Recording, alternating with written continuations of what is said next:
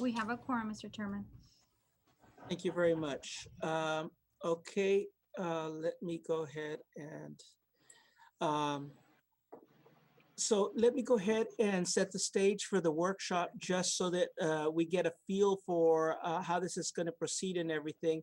At the last meeting, we went ahead and made a few recommendations about how we'd like to see the agenda roll out in terms of recapping a little bit about how the TIRZ evolved, and how it relates to the Viva Laredo plan and other strategic plans that Laredo has developed for the downtown area. A very general idea on the TIRZ itself, and also a recap on how much is in the fund. We're going to be getting that information from the finance department, or I don't know, the finance department shared it with Able City and they're going to share it with us. But either way, we're going to hear about that recap. All of this, and then there's going to be a small period of Q&A, and I think maybe about 5-10 minutes at most. So the first part is going to be a background, how we got here, and it'll be at most half an hour. I'll be keeping time on that.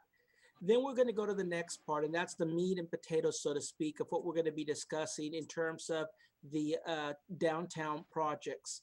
We're focusing on specific areas that were already described at the last workshop, meaning we're focusing on Zaragoza. We're going to talk about Iturbide, and we're going to talk about a north-south connection.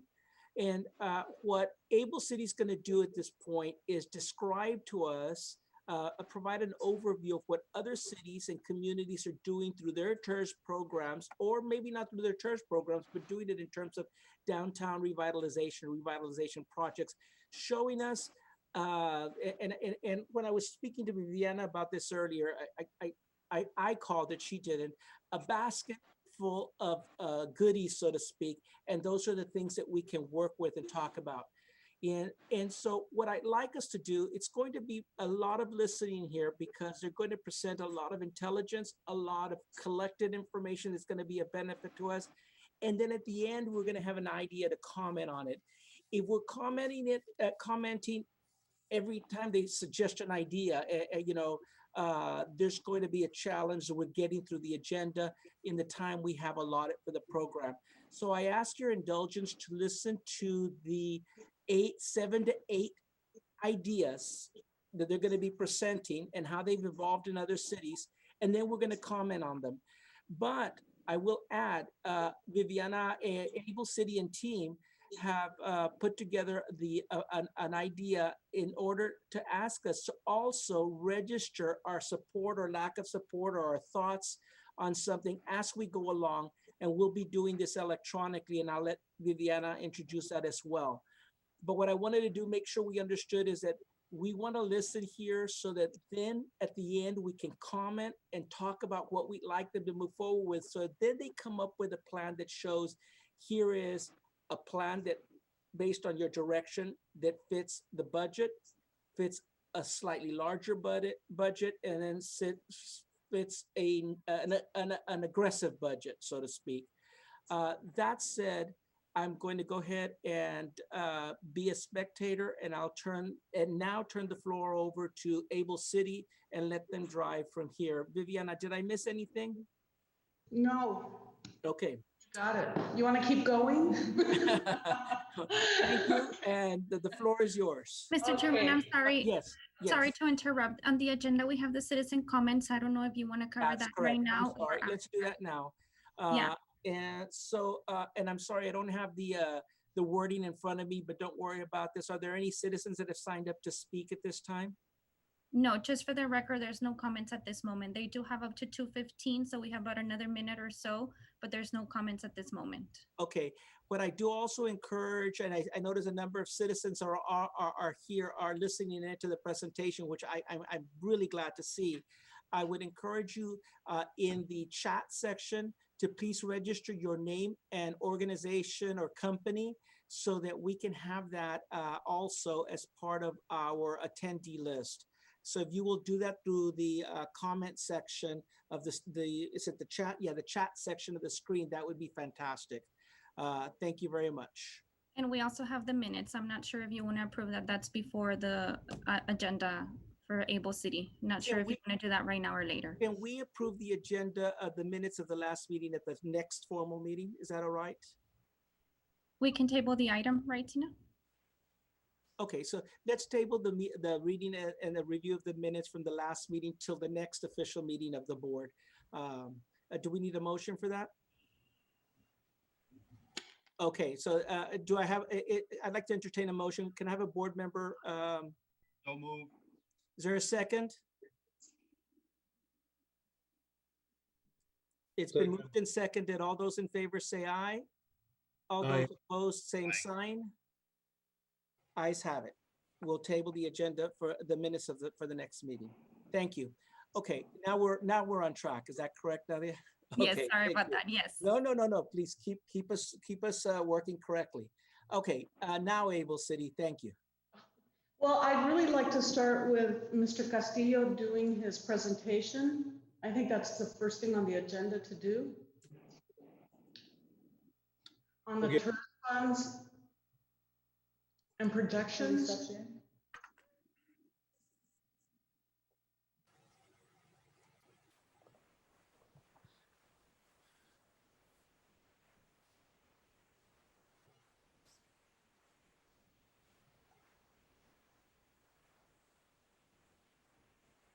I'm sorry, I was trying to share my screen, but I can't. As far as the financial statements for the TIRZ as of June 30th, as I disclosed before, there's 865,000 cash. There's 14,000 in taxes receivable for a total balance of 879,000. That's what we have available in the TIRZ as of June 30th. The other question that was posed last time was the ability of the TIRZ to issue a bond. I did contact our financial advisor, Noe Hinojosa, and his information that he came back with is that we would be able to issue anywhere from $1.5 million to $2 million,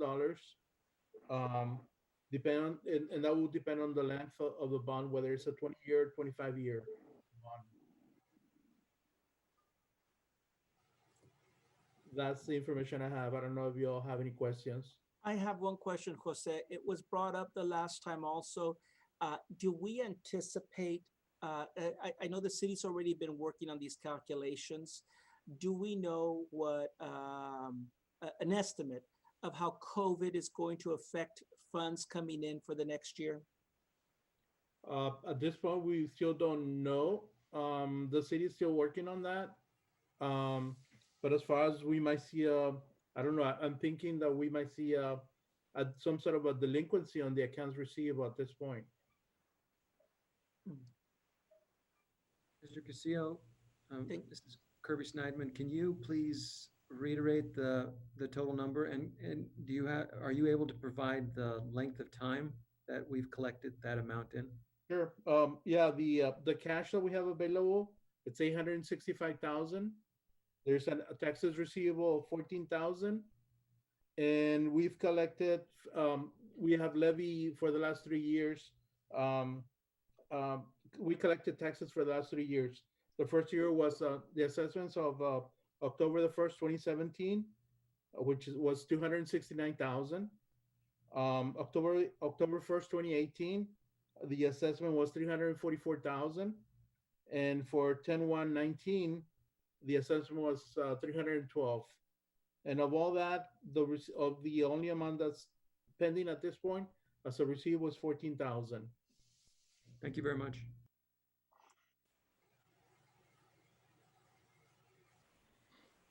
Okay, can you share the screen? Is it shared? I'm going to start your time now, right? Yeah. So can everyone see the screen? Yes. Okay. Yes. Okay, great. So we have a jam-packed presentation today. Along with me is Frank Ratnowski and Mario Pena. co-founders of Able City,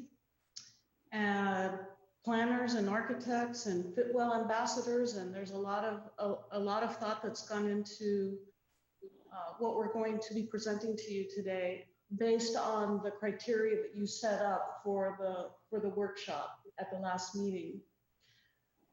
It's an overview of alignment of goals of existing plans. As you know, Viva Laredo Comprehensive Plan was completed 3 years ago. We have a few slides showing the historical maps of the area, which we are working in the heart of the heart. We have to, this is like going to church. It's the most important area of Laredo in terms of its history. And then, of course, we're going to go over all the areas of consideration where the board has identified places that are important for certain types of interventions to strengthen the district itself as a way to access it, to highlight its economy, and to make it sustainable. Go to the next. Okay. So we're looking at Viva Laredo Economic Development Strategies, which was a plan done in conjunction with the Viva Laredo Comprehensive Plan. And of course, the downtown TIRZ plan and feasibility study. The 5 big ideas, we're starting with the comprehensive plan, the 5 big ideas of the comprehensive plan. These were the takeaways from the months that we did civic engagement in different capacities, small stakeholder groups to very large groups. The 5 big ideas were complete the streets. There's a graphic there that shows what a complete street looks like. And of course you see an image of the downtown behind it. There are several streets that have the capacity to be completed, to have all these different types of uses and mobility in them. Create attractive, walkable destinations. The downtown and the neighborhoods in the inner city are examples that have been used to talk about what a walkable neighborhood is, a walkable urban center is. They are downtown and areas around downtown are built for becoming walkable destinations. In fact, historically, they were walkable destinations. Make downtown great. What resonated almost in every meeting that we had. Many of you attended them. I know I'm repeating myself in some of these. So plan new and improved public spaces, and this was another very important resounding voice comment that was made is a prosperous but affordable city. And affordable means that there's access to quality of life and quality of place, regardless of your income level. Mario, are you online? Can you hear? Yes, sorry, my computer crashed. You want to add anything to this slide? I would if I knew what you said, but I just jumped in. I don't want to repeat. Okay, well then that's okay. We'll jump to the next one. There's plenty of other things you want to. So this is chapter 2 from the comprehensive plan. It's dedicated to downtown revitalization and historic preservation. There was a bunch of community concerns. I have no clue if you can see these things on your screen, so I'm going to just highlight some of them. Community concerns means community in and around the area and across the city. So There was a desire to see downtown revitalized, restore and reuse historic buildings, bring back the trolleys was another big one. Viviana, is there any way that you could make whatever I guess the slide a little bit smaller? Because it's like I see it, but it's giant on my screen, so I can't see the edges. The edges? Like the margins. There are no margins. The left margin specifically, yeah. Oh, yeah. Okay, so now I can't see the right one. Is there any way to make it a little bit smaller? Just a little bit? So you can see all of it? Oh, there. Okay, well, that's better. Okay, thank you. That works.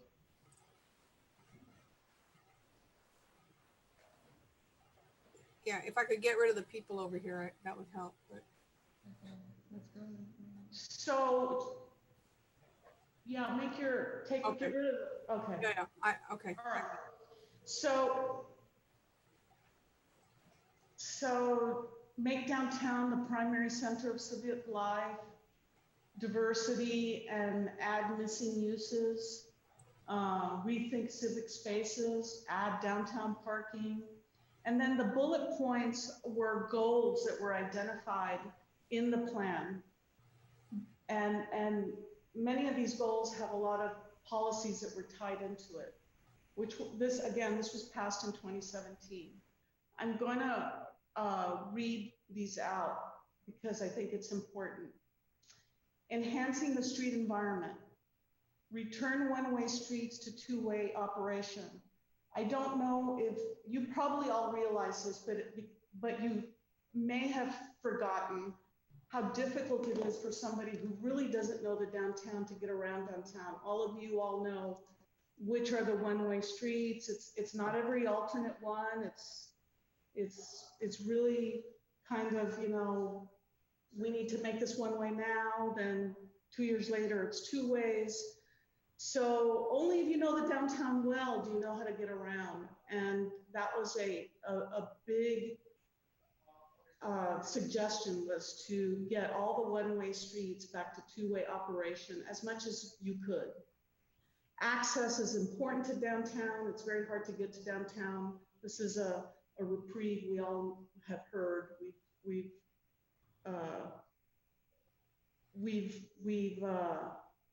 heard it, and we've heard how difficult it is. So the access points are important. Signage, all of that is important in creating a destination for the downtown. Revise the approval process to make it easier to rehabilitate historic structures. That is a Kirby, we hope Kirby will help us with that. And I think it can be done in pretty short order if we look at the landmark board and how all of that goes. I'm sure Kirby can discuss that later as well. So parking management and adding new downtown parking supply. These were also important notes that you kept hearing over and over again during the process. Increase the downtown potential, walkability. We know the convention center failed in terms of the election. It was part of the goals. Connecting downtown and LC. We are so lucky to have a campus so close to downtown, but they're so disjointed. And so we have to figure out a way to connect them in a better way so that it feels like it's part of the downtown area. This was create an arts and architecture college in downtown. Tourism is important.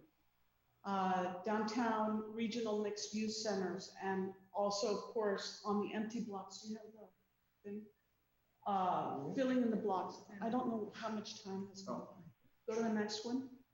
Just on a quick note, filling in the blocks, typically you'd look at parking gaps. In a filled out downtown, parking is considered a gap as well. Okay. So these are pages out of the economic strategies for economic development for Laredo. Angelou Economics did this. I just want to draw you to the orange box over here. He said this. If he said this, he must have said this 100 times. This is the face of our community, our downtown. And we are blessed to have a very beautiful historic center with buildings that offer a lot of cultural value to the community. So when the target industries and niches were developed, it was also keeping in mind that we had a vibrant downtown and that we developed industries that would reinforce what we were doing economically with the reinvigoration of this part of Laredo. So, tourism and retail were important, cultural heritage and tourism were important. And of course, all these other industries can, the business clusters that help the big industries here in Laredo, the trade, they could easily inhabit spaces that are developed for them in the downtown area. So a great amount of thought was put into the investment that could happen in the downtown and in the historic center. Next. So you've already seen this slide, and basically this is the ecosystem of districts and neighborhoods.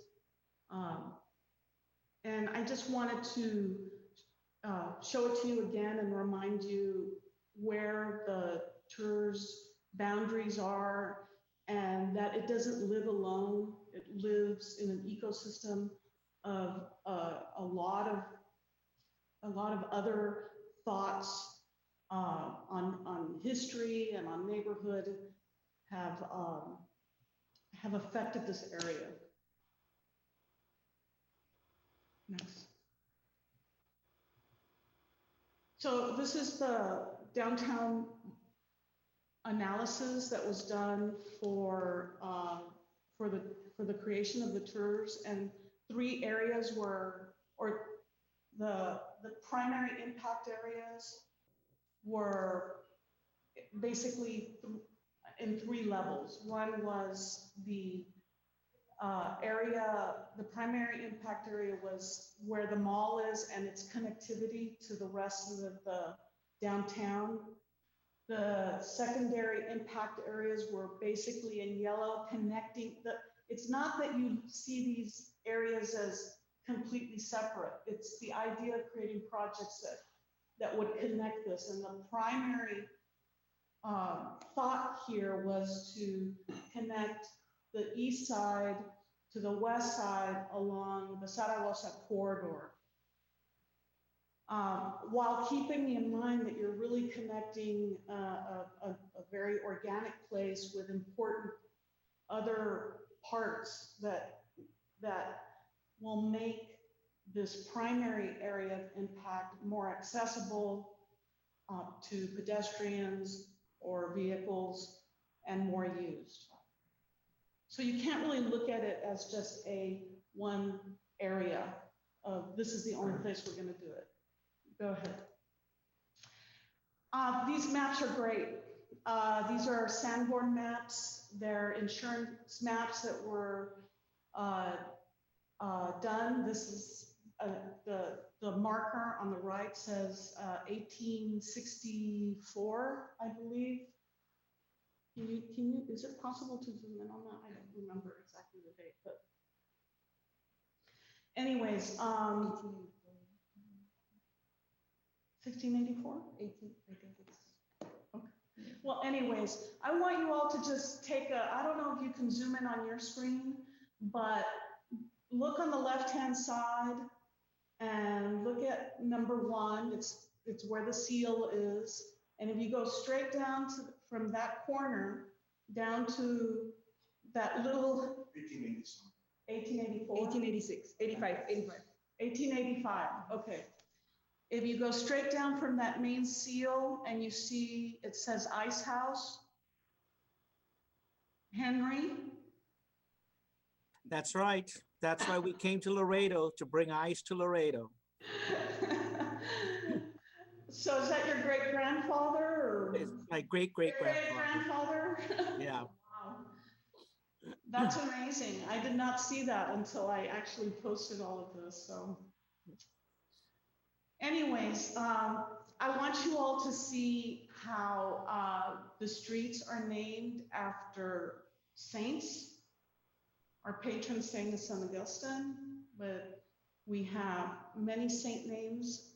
Santa Ursula is one of them, San Bernardo. I know you're aware of all. And then we have Mexican and American generals and presidents. It's really amazing. I have not come across another city that has the original street names of Mexican and American political persons. I haven't seen it. So if anybody knows of one, it'd be great. I even looked in Brownsville and all along Laredo, I think, is the only place on the border that has. Go ahead. So, and just to put that into perspective, the reason why the streets are named what they are comes from one of our previous mayors, Samuel Jarvis, of course, Jarvis Plaza. He was a surveyor and he was our mayor, our county judge, our county collector, and our county surveyor all at the same time. And of course, he came with a highly educated background. And so what he was able to do is he basically, really understood the original layout of our city when it was founded back in the 1750s, which is based on law of the Indies, which comes from the King of Spain. And he appreciated it, respected it, and continued it. And that's when they expanded the city from its original settlement of 15 leagues to what we would call the greater downtown area. It's also interesting to note that he did this right about 1880. So these Sanborn maps are probably the earliest records we have of that expanded downtown. And like Viviana said, it was, north-south are the saints, east-west are the Mexican and American politicians, with the exception when you get around the mall, you're going to see some other names. He named those streets after his daughters. So it's saints, generals, and daughters. So we have some female Yeah, but they're representation. still saints. In his mind. So anyway. Cleotilda, he named them after saints. So We just want to give you a little of the So- history there too. So this really is incredibly important and really still lives in our community and is part of our downtown. And I want to also draw your eyes to Iturbide Street. We do have a main street, but it's not this main street, and it says Iturbide or Main. And that's something I actually didn't see until I reposted these, re-looked at these maps. I didn't realize that Iturbide was considered Main Street when these were done. Go to the next one. These I think are really, well, one is from 1853, before the Sanborn maps, and both of these are, as a matter of fact, but one is talking about Zaragoza Street, and the one on the right is talking about Zaragoza Street and the plaza, and it's a survey for that area. And then on the other side, which is of course part of our impact area, and of course part of the district or part of the TIRZ zone boundaries, is talking about Fort McIntosh on the left, and this was part of the lease. This little map was part of the lease for Fort McIntosh with the United States, which is now LC. Go ahead. So we have a little respite here for a few minutes of discussion. Questions? Is there anybody interested in jumping in?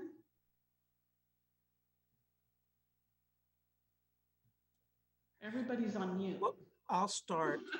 This is Henry, and I'll start. And certainly, I think this kind of context is excellent for just understanding why, Zaragoza obviously has historically been a connector street. And so there's an idea here where, again, connecting the outlets to the historic downtown and creating that east to west move. I like that. But what I also like, Able City, is that you've presented an opportunity for us when we're promoting the downtown area to also promote some of this information, because this is fascinating. This is the kind of thing that tourists come for, a special kind of tourist, a historic kind of tourist. You have ecotourism, you have, SeaWorld kind of tourism, but you have people who visit historic sites for a good reason, and that you can't take away from Laredo. So excellent. I like that.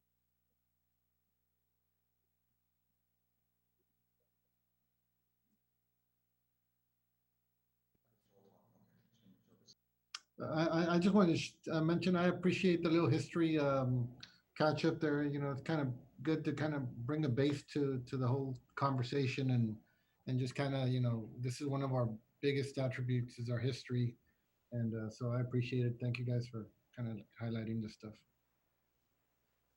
Yeah, I really think that one of the most interesting things I saw was that Iturbide was also Main Street, because there, now there's that initiative along that particular street, and to revitalize it and whatnot. How Yeah. interesting that it was, because I know Main Street's over there west of, and I think it runs north and south, correct? Returning to Main Street, so to speak. Yes.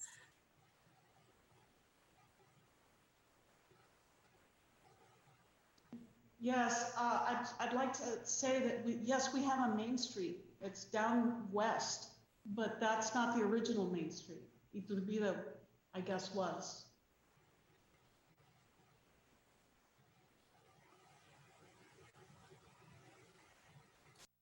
Do you only need to go back to any slide so that you can refer to something? We have a few minutes here. Where are we? We are at, sorry. We can move forward if nobody's got any issues. I mean, Yeah, and I think it's best to continue. Okay, all right. So we're focusing now, and there's a lot of information on this map, but basically take a deep breath, really look at it, because what we're really talking about here are the areas of consideration that have been talked about at the board level, and also, of course, zeroing in, trying to connect to the primary area of impact, which was identified by the TIRZ plan. So there are different, let me orient you a little bit. So let's talk about access for a second, because we don't live here in this part of the TIRZ. The TIRZ requires access from different parts of the city. And there's very few areas of access, so they're very important. It's not like Laredo as a typology did not grow like other cities where the center of the city is in the middle and it grows concentrically around that center. So access to this part of the world is very important. So we have to keep that in mind, because even if we just put all our eggs in the basket of Zaragoza Street, you still have to think outside of Zaragoza Street to be able to make that a valuable use of money and resources, the TIRZ resources. So I've identified Houston Street, which is an important access point from the Heights in South Laredo. And so everywhere there's a star, there's kind of like a wayfinding icon or a place of importance to say, hey, you've arrived someplace that's important. This is how you get to wherever you're going to go in the historic district. We have 6 points there that are yellow stars that talk about, you know, showing signage where things are important. That signage can be monumental, or it just can be a smaller directional wayfinding signage. So we have also the connection between on Hidalgo Street, which is really an important connection from all the way from Zacate Creek to the tracks. It is a place where a lot of traffic also moves through from South Laredo. They'll come into Hidalgo Street and cross here. So from a connector point of view of neighborhoods, walkability, all of that, it's important, but it's also important because it has a lot of vehicles that pass through there from the south, just as many, and probably equal amounts in both those from Houston Street and Hidalgo Street probably share the same amount of vehicles, probably a little bit more on Houston Street. But both of those points are really important. Also up at the top, you have the connection of Washington Street to the college. As you know, we are trying to connect to the college. So with that connection, Washington Street is an important street. There's a lot of people going to and from the college there. There's one star there that transects at Santa Maria. That's a kind of important wayfinding place for both the college and the district. Of course, on Hidalgo and Iturbide, you have again 2 places that are important connectors to the St. Peter's district. And then at Zaragoza Street, you have a gateway, those little arches are like, well, I'm calling them gateway. They're monument or gateway, important markers of entry into this area. The star and the circles, those intersections are all important because they connect. The intersection at Salinas Street connects. Now, for instance, when improvements go into Zaragoza, you don't just look at the street of Zaragoza. You can now look at from Zaragoza to Grant or to Iturbide and say, okay, we need to tie those in somehow within the first parts of projects on Zaragoza Street, because Salinas Street is bringing a lot of pedestrians down to this part of the downtown. A lot of people go to El Metro, they come into El Metro and go out of El Metro, and they come down Salinas Street and either go to Nuevo Laredo or they go to the downtown to shop. Salinas is a big pedestrian spine.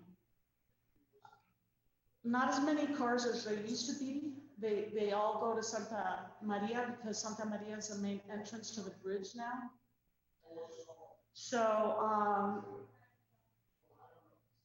then of course, what you see are in color, Salinas, Iturbide, Zaragoza, San Agustin. Those are all areas of consideration that the board has identified. So along with, of course, the primary one, which is Zaragoza Street. We can refer back to this sign, but right after this is the poll, right? So let's do a poll. This is your first poll. Works, guys.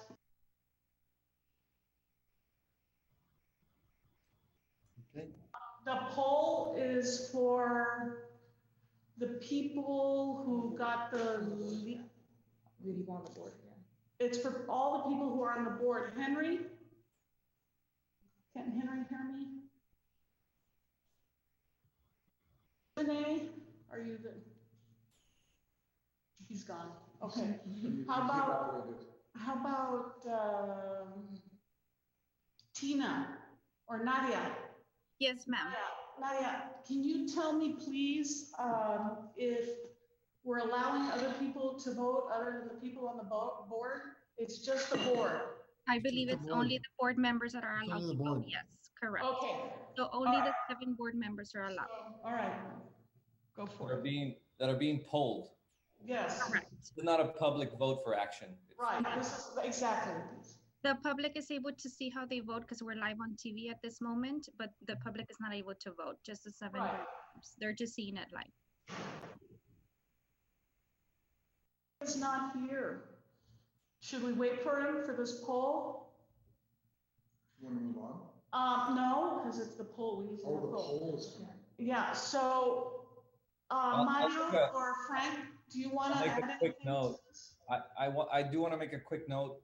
We're gonna go through the potential improvements that we've collected, and obviously this meeting is to gather, Do I stop it? present these ideas and to gather more.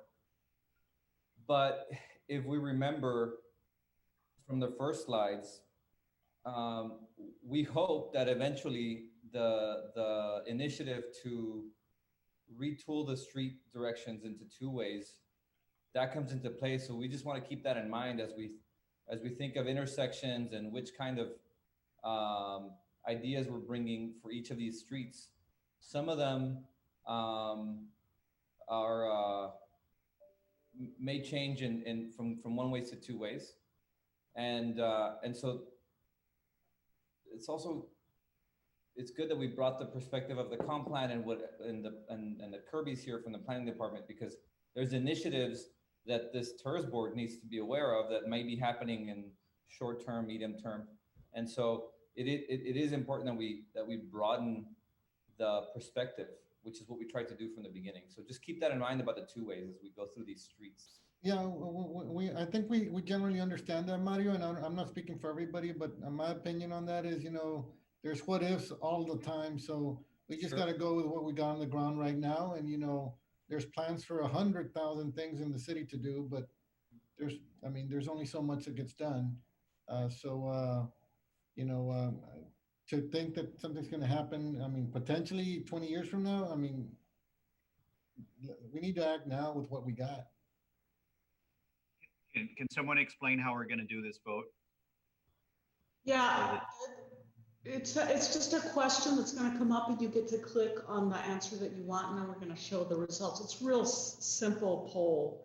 Oh, great. That's But good. it's important that you all kind of look and get really familiar with this idea. And what we're going to do with the rest of this presentation is we're going to end up talking about Zaragoza Street last, and we're going to take all the other streets first. We're going to do Iturbide and Salinas and San Agustin first, and then we're going to take Zaragoza Street last, since it's the primary area of impact. And Arturo, you had asked us to just do a kind of a ballpark opinion of probable cost, allocate fund, that kind of thing. And we did that on some of the programs and that would be used on Zaragoza Street. And of course, they apply to other areas, of course. So I guess we should move on in the interest of time. Just go ahead and do the So poll. we're texting him? Well, you can text them. How many minutes do we have? It doesn't- Oh, okay. So we should only have 7 votes, but 6 because of Henry. Viviana, I have a Yes. question on, and I had this question, but I didn't want to interrupt, but is LC inside the TIRZ boundaries? Yes or no? It's inside the TIRZ boundaries. It's not part of the TIRZ financing yet. It's not contributing, Carol. Okay, but so to answer this question, is Loreto College in or out at this moment? They're in. Your boundary is part of the TIRZ that your boundary shows LC as part of the TIRZ boundary. But they're not contributing. Huh? They're not contributing. No, right now they're not contributing, but they are included in the boundary. That property is included in the boundary. We need 2 more votes from board members. We're missing 2 votes.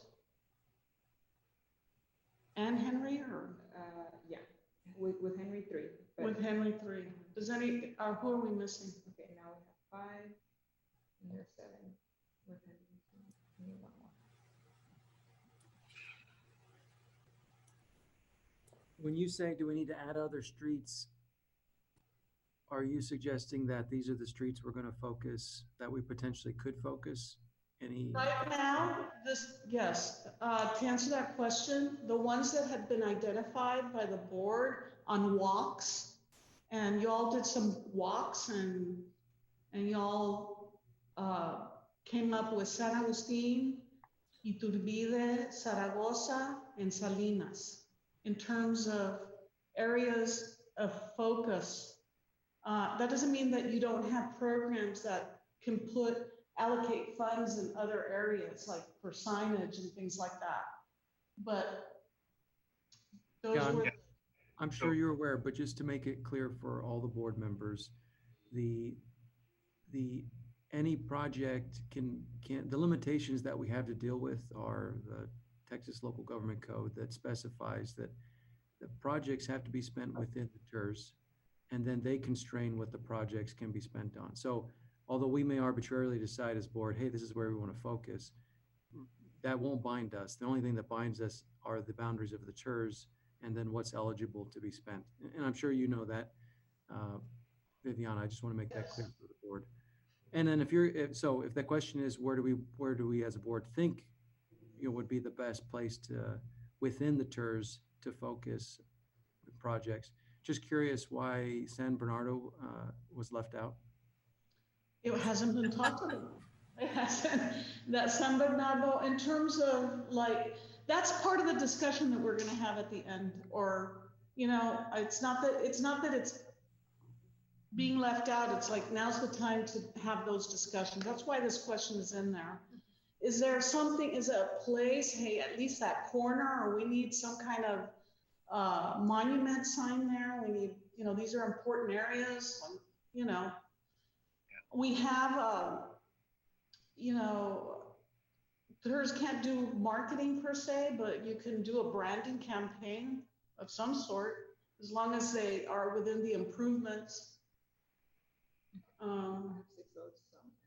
So yes, if you're saying the intersection of San Bernardo and down here, I don't know if you can point at it and they see it. The intersection of San Bernardo and Zaragoza Street, like put a dot there because that's important. We can have that discussion, and this is to get everybody's wheels going on this. So is it done? Okay, so. Can I comment? Okay. Okay, there we go. So, Right. So can I comment this, Jose? So you're probably going to get to this, but along the same lines of Kirby, I mean, there is a finite amount of money that we have to work with, and I think you've done a great job at identifying some really good benchmarks in that area. And I'm torn, the reason I voted yes is because I'm torn. I know how important Salinas is, but I also know aesthetically how bad Convent is. And it probably our investment in Convent would be much less than maybe a Salinas or a Zaragoza, but I'm kind of torn as probably other board members are about just doing a little bit in certain places. But anyways, so it's a general comment. I do agree with the San Bernardo notion as well. it's just going to be ultimately how much money do we have and how much do we want to do with it. And then lastly, for me on this, I know we're still kind of a high level. I've got operational concerns, which I expressed last time, which are not necessarily TIRZ board um, authority items, but definitely city management items on, I think with Convent, we've got more maintenance to do than anything else. Then, we've got a couple of dead trees and, but we got some maintenance issues and maybe some storefront issues as well. But anyway, those are some of my high level comments on that exercise. So let me just tell you, we're going to jump in. And as I said, we're going to hit the last street we're going to hit is Zaragoza Street. And there'll be plenty of different kinds of programs that we're showing that you all can start thinking about. Okay, well, maybe this, allocate some funds for, on Convent Street, it's a prime place for an awning and canopy program. And so, that's a suggestion that can be done. But let's go to the next one and jump right in. Okay, we're going to start with Santa Ursula. So real quick, can you take time, please? I really want to leave as much time as I can for the end of the meeting so that we can have a discussion on the items that you all want to discuss. So Santa Ursula, existing conditions and access points to the district, as we talked about, they are on Zaragoza and Iturbide. Those are the two access points. There's, and you can see off of the highway is the first slide on the left. Iturbide is on the right-hand side on top. We have Hidalgo Street that's important in terms of a crossing, in terms of signage. It has some nice healthy sidewalks already. There's not much that needs to be done to help that street along. And of course, there's half of a project that was done by the Antigua Webb County Heritage, Webb County Heritage and Webb County. That is part of a gateway project, which only half was done at the time of the project. Go to the next one. So on the top, you see a sketch of what the concept was to do mark the entrance to Zaragoza in a more subdued way, because Zaragoza, it's not like Iturbide in the sense it's an entertainment district. This is a more subdued, keep it in context with the historic nature of the place, etc. So there's others examples of monument type signs and street markers. The one on the left is in McAllen. The one on the extreme right is the entrance marker to the 4th Street Entertainment Corridor in Louisville, Kentucky. It's a really beautiful marker. They chose not to do an arch, but there are examples of gateway arches for entertainment areas all over the place. Then of course there's a signage standard that should be adopted with the city on the type of signage that's going to be in the historic part of the city, which is beyond, the TIRZ boundaries as well. But there needs to be a working hand in hand to develop those standards so that never again will a different kind of sign go up. It'll all follow so that this area can build on its sustainability, its history, and, so there's not all these changes that happen just because somebody has a whim to change something. Go to the next one. So this was the Boulevard of the Americas master plan. It's temporarily put on hold. There was a company that came had some discussion with the city about putting a mall in this area. But this is the master plan for the boulevard. Many of you participated in the charrette for this area. This is the culmination of many years of thought and processes, and we just finished this project about 6 months ago. It's an important connector street. It recognizes the fact that this area connects the east side and the west side. Again, access is unbelievably important. We have to protect access in this area because you're looking at it. After the train, these are the only streets that connect. And so you are on another street and you get hit by the train, you're waiting behind the train for a long time before you can cross into the downtown area. Next. And there's a pole here. Oh, I'm sorry. There's a pole. And go ahead, put the pole up. Oops. So just want to know from, it's a quick poll. There's no reason to have to discuss right now. It's just a quick poll. Is Santa Ursula Avenue an important access street for consideration of some TIRZ improvement funds? Just quick poll, quick polling.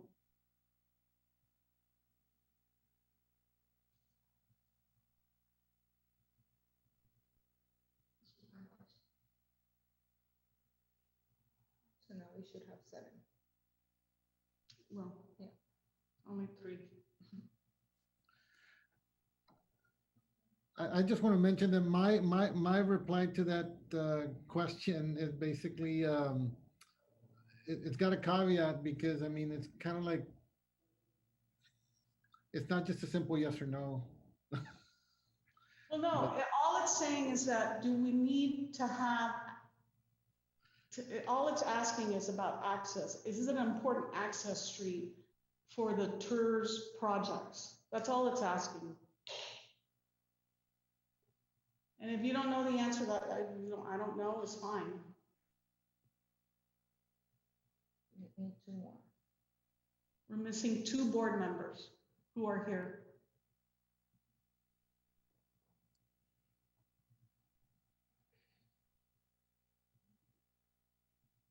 I don't know if it's Patty, but she has a bad connection. Okay, Okay, so I'm gonna Just close it. okay. Got a tie. Okay, next. Okay. We have a lot to do. Well, let's Okay, just say- Iturbide Street is another area of consideration. These are existing conditions. It's an entertainment spine. There has been improvements made on the street. I think they're about 25 years old now. There's some beautiful buildings with actually the original, on the cornice, there's little columns that have the original, they're still, I guess, can be lit up. Of course, there's the entry off of Santa Ursula as a marker to this area. Possible in the parking, what do you mean?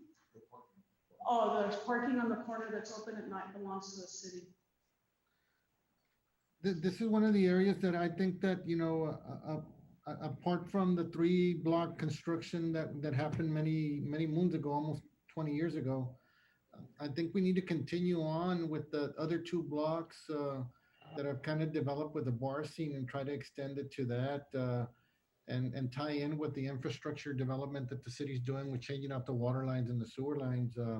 If we could have some coordinated effort with that would be great, I think. And then the other aspect of it, you know, the 1300 block of Iturbide, you know, is a hotspot, you know, when, you know, pre-COVID and hopefully post-COVID.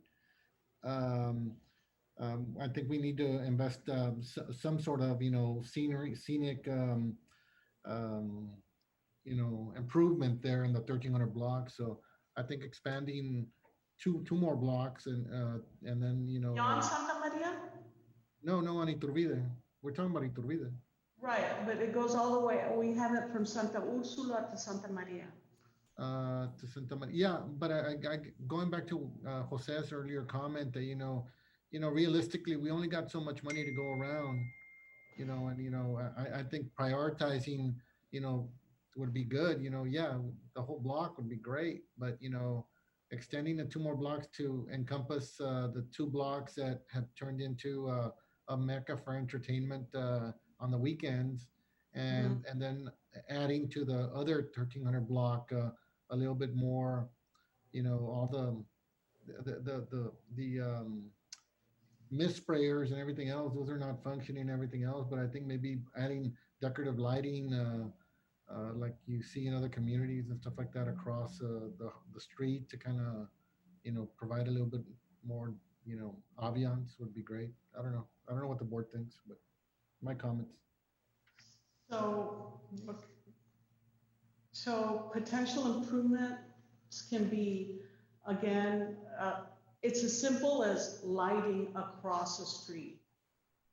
Or it's as, a way of, and this can be on either side. It can be on Santa Maria side, or it can be on the Iturbide side, or there can be two different ones. And they don't have to be, completely, there's lots of examples of these. So when you say, Arturo, that, tying in can be as simple as doing a lighting project like the one in El Paso on the left. That is a El Paso street. It has a string lighting. They went all out there. They have, the poles for each of them and all of that. But, we could talk to the buildings, starting from Santa Maria all the way to Santa Ursula. If people are interested in doing string lightings and having a program, of course, for maintenance and all of that. It's as simple as that. That doesn't take a lot of funds, but it has a lot of impact. Now, obviously, when you do big monument type of things, Crockett Street, that's in Beaumont. And of course, Fremont East, that's the little Las Vegas. This is the one they've just redeveloped in the last 10 years. There's a poll here. Go ahead.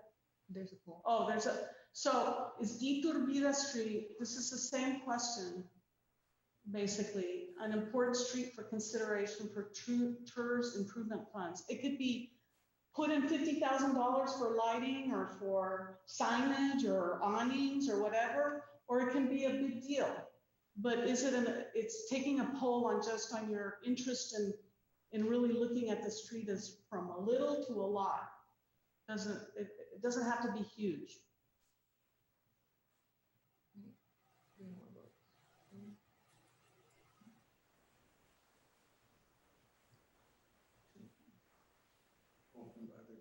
Okay, so one more.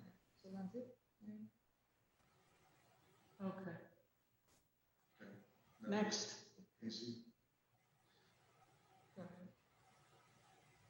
Okay, Salinas is a pedestrian corridor. These are existing conditions. You have a really nice picture of it from the 1900s. There's a lot of beautiful old buildings on Salinas Street. They need some love and attention. I've seen in worse condition look better, and they were done by the facade improvement program that Arturo headed when he was at community development. It's showing Salinas Street gets narrower as it goes towards Zaragoza, but there's opportunity for doing even just a sidewalk expansion program on one side of the street would help a lot, even though it were concrete or whatever. It connects, it's very important. It connects, on the north side, it connects to federal buildings. On the south side, it connects the mall, and it connects the Bridge of the Americas project, which connects to Nuevo Laredo. There's a lot of traffic on the street, and it has some issues. one more thing. It's also the street that has El Metro on it, and that is a really important transit amenity that we have downtown. And it also intersects with Jarvis Plaza. You have to talk. And also, obviously, not only El Metro, but the Jarvis Plaza, which is a very popular public space that's used by the neighborhood. Next. So, Mario, is he still online? Yeah. You want to jump in on this one? Can you hear me? He's muted. There he goes.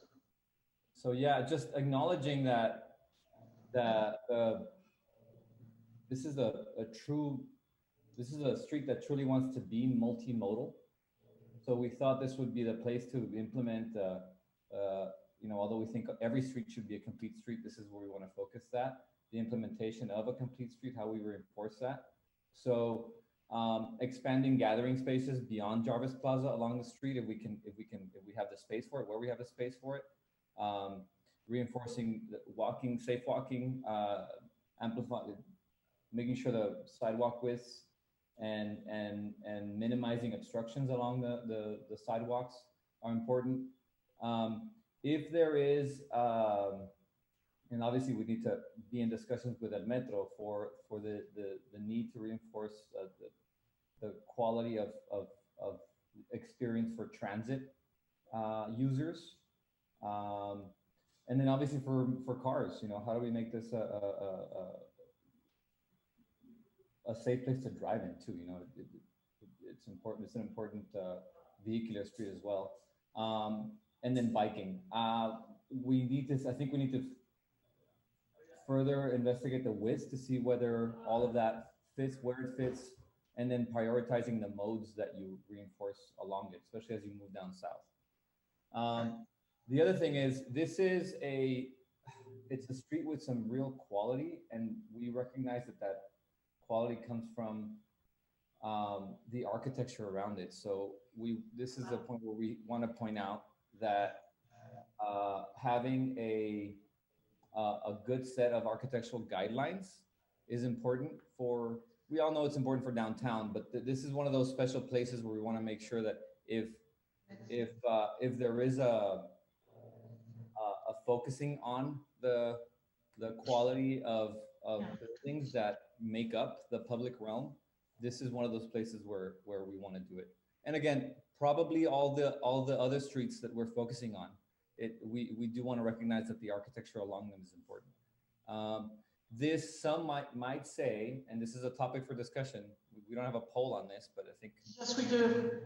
We do. Well, I'm talking about architectural guidelines, because there is, earlier, it's considered red tape for investment to have guidelines, but if they're clear for everyone, it actually makes it easier.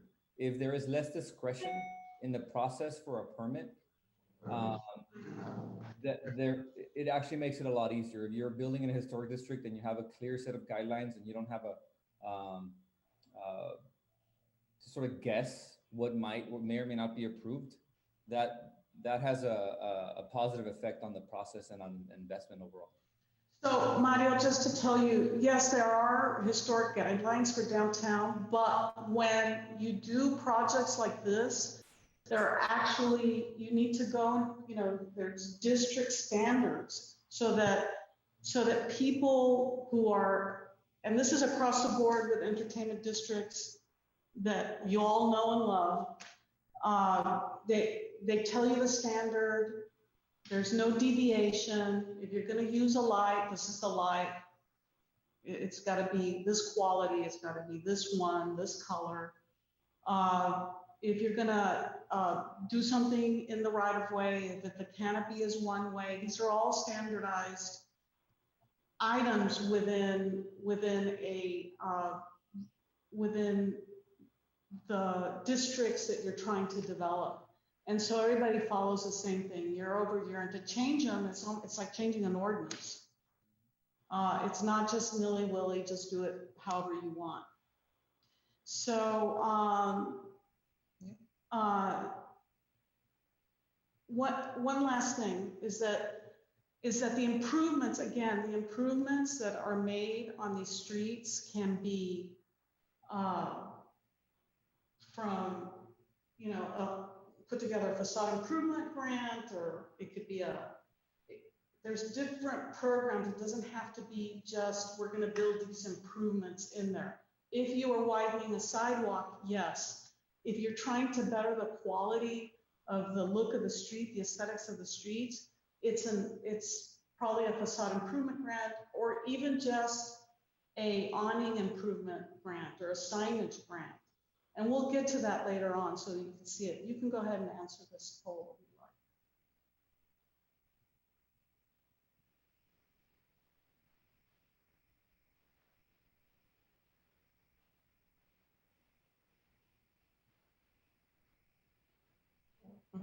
So hold on, can we go? What is it? Oh, this is finished? Yes. What is it? Yes, how many? 'Cause I just don't think the We're gonna have all of this. Okay, so I'm gonna stop this. Yeah. And, Okay, next. Okay, so this is San Agustin, and basically it connects, what? Okay. This is a partial piece of street that connects the Founding Plaza to the original City Hall and Market Square. And it connects it on San Agustin Avenue. And what we are showing here are the two plazas and the connection. Everybody's familiar, I think, with that connection that actually has a paving surface on it and some trees, and an attempt to string lights across. Sometimes they work, sometimes they don't. The connection is very strong, and it also it connects Zaragoza to Grant and Iturbide and of course to Market Square. It's highly trafficked. There's a lot of pedestrians on this street because when Iturbide Street was going and blowing, all the parking was taken up in different areas, and people would come down these streets to go and visit the restaurants and bars there. So I'd like Frank or Mario to talk a little bit about what a project that we're working on with the City of San Antonio and El Centro in San Antonio. Just a few seconds on that, because that spine of San Agustin is a very, could be conducive to this type of project, but just a couple of, it's like. Well, I'll just say quickly, and Mario will take you through it. So obviously we're all in this pandemic, and our role as architects and planners, urban designers, is we've been helping and assisting clients bring safer ways of bringing them back to work. And when we say work, it's not only the offices that we've been helping some schools, some universities.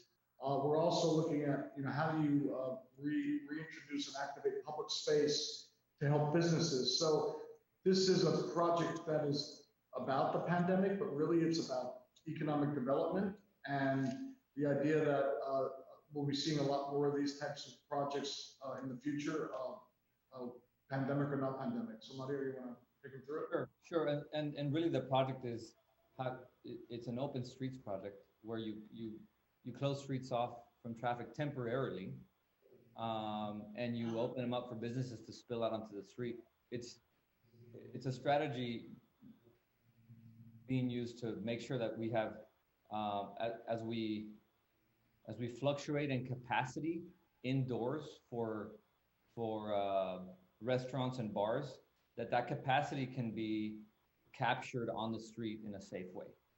And so this is basically taking over a section of Houston Street in San Antonio, closing it off temporarily, like I said, maybe 3 days a week. And really all it takes is some temporary paint on the street, coordinating with an art program to introduce an element of art as you bring more pedestrians on the street, and you have an art experience as well, in the hope of bringing more patrons into the restaurants and lifting them up. Now, obviously, this is something that we talk about sans pandemic. It works, and so we think this is just a good idea that was impulsed by the need that the pandemic has given the world. Just to give you a little, a program which is allowable by the TIRZ plan is landscaping and streetscaping of planters and movable planters and those kinds of things are allowable. So you can have a program that allocates some funds for that. Of course, it doesn't have to be for many years. It could be for a year just to get it through this very difficult time. More importantly, what this does is help create more transactions for the businesses, because as business, right now they're completely closed, but as they go to 25% to 50%, they will have to have ways of creating more transactions, and having a safer street to participate in will create more transactions for those businesses. It's an economic development tool. There's a poll.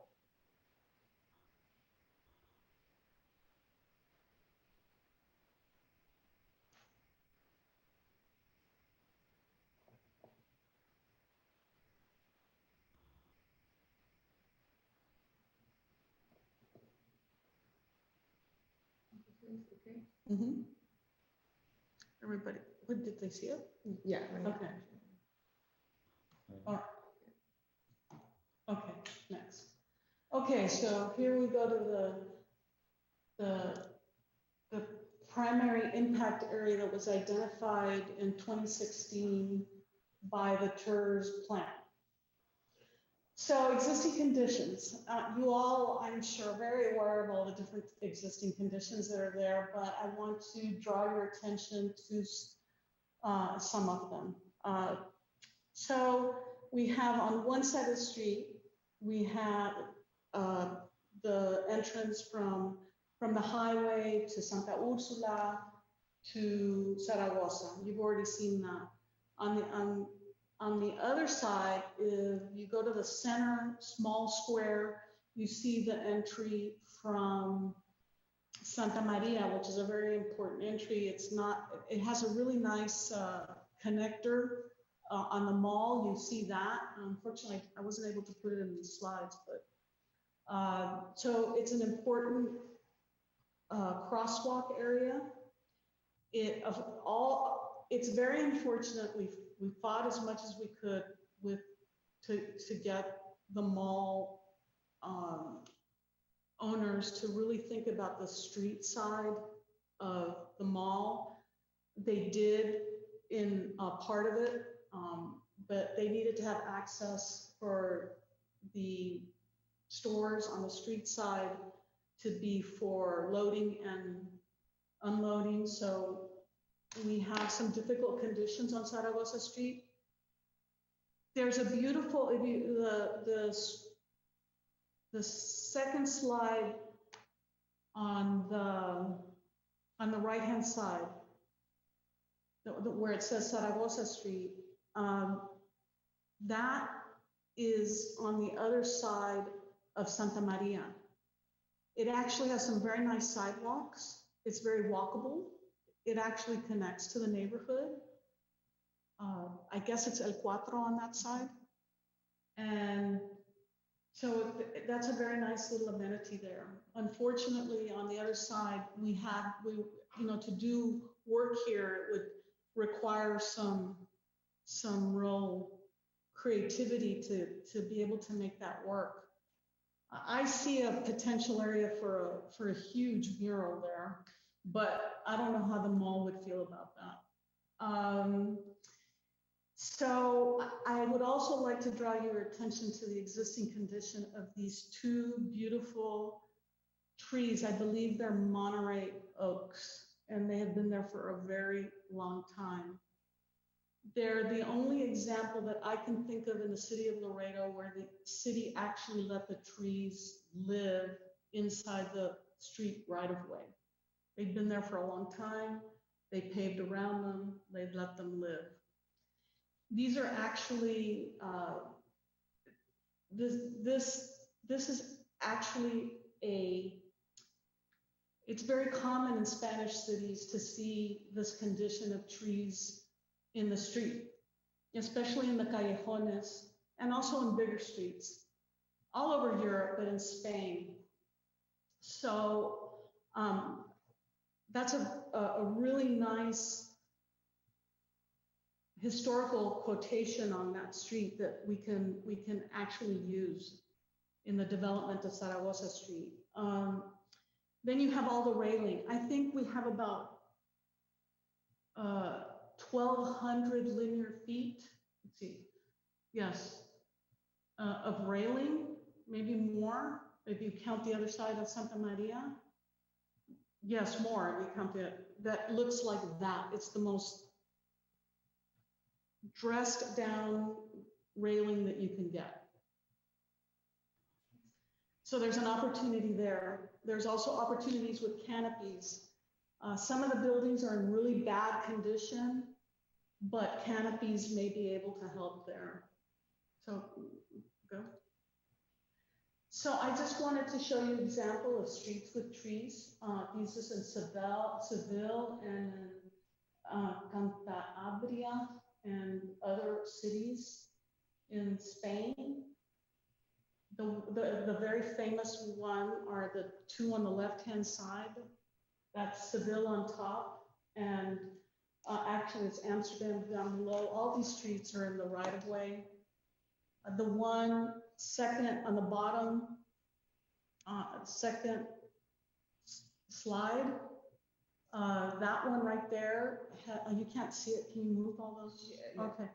Well, they just left the trees and put the bollards. There's no change of on all these. They're not in a sidewalk. They're in the street. There's a hole here. There's a poll here to ask you, are trees important feature on Zaragoza Street between Salinas and Flores? They can only be between Salinas and Flores because the width of the street allows that to happen. You would really have to shoehorn something in on the other side, and there's other solutions for that. One more vote. One more vote.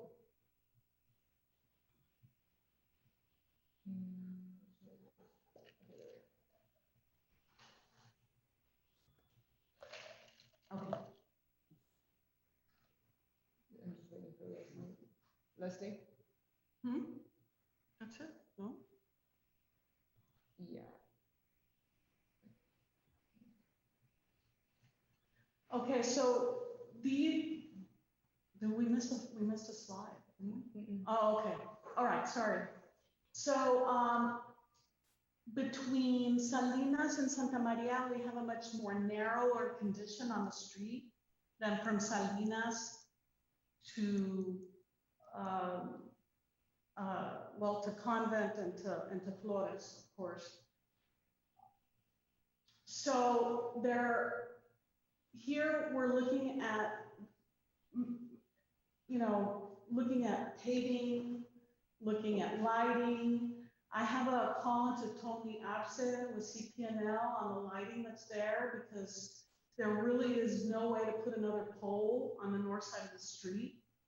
And they have very tall poles there for lighting, and he's looking into we can string lighting from there to the mall. That will accentuate the street and bring people down the street. It'll make it a very beautiful walkable feeling. Also, doing a campaign program for railing. There's all sorts of examples.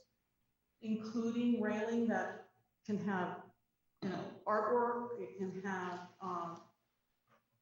laser cut panels. It can be the one on the right-hand side in the middle that shows a canopy and decorative railing. The railing can be incorporated into the canopy so that we don't have to wait for the buildings to have canopies or for them to do it. There's all sorts of little programs that can be created to help develop the street and get it back on course and to make it more appealing, aesthetically appealing and usable to people, because this should be a very walkable corridor. The railing that has the little planting on it, that is very doable on the railing on these two parts of the street. However, it does require any kind of landscaping improvement from planters or this kind of sort of thing, or trees would require a good maintenance and repair program.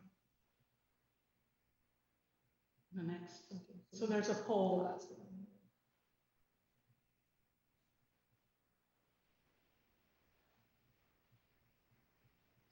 I'm going to read it. I think there should be railing, canopy,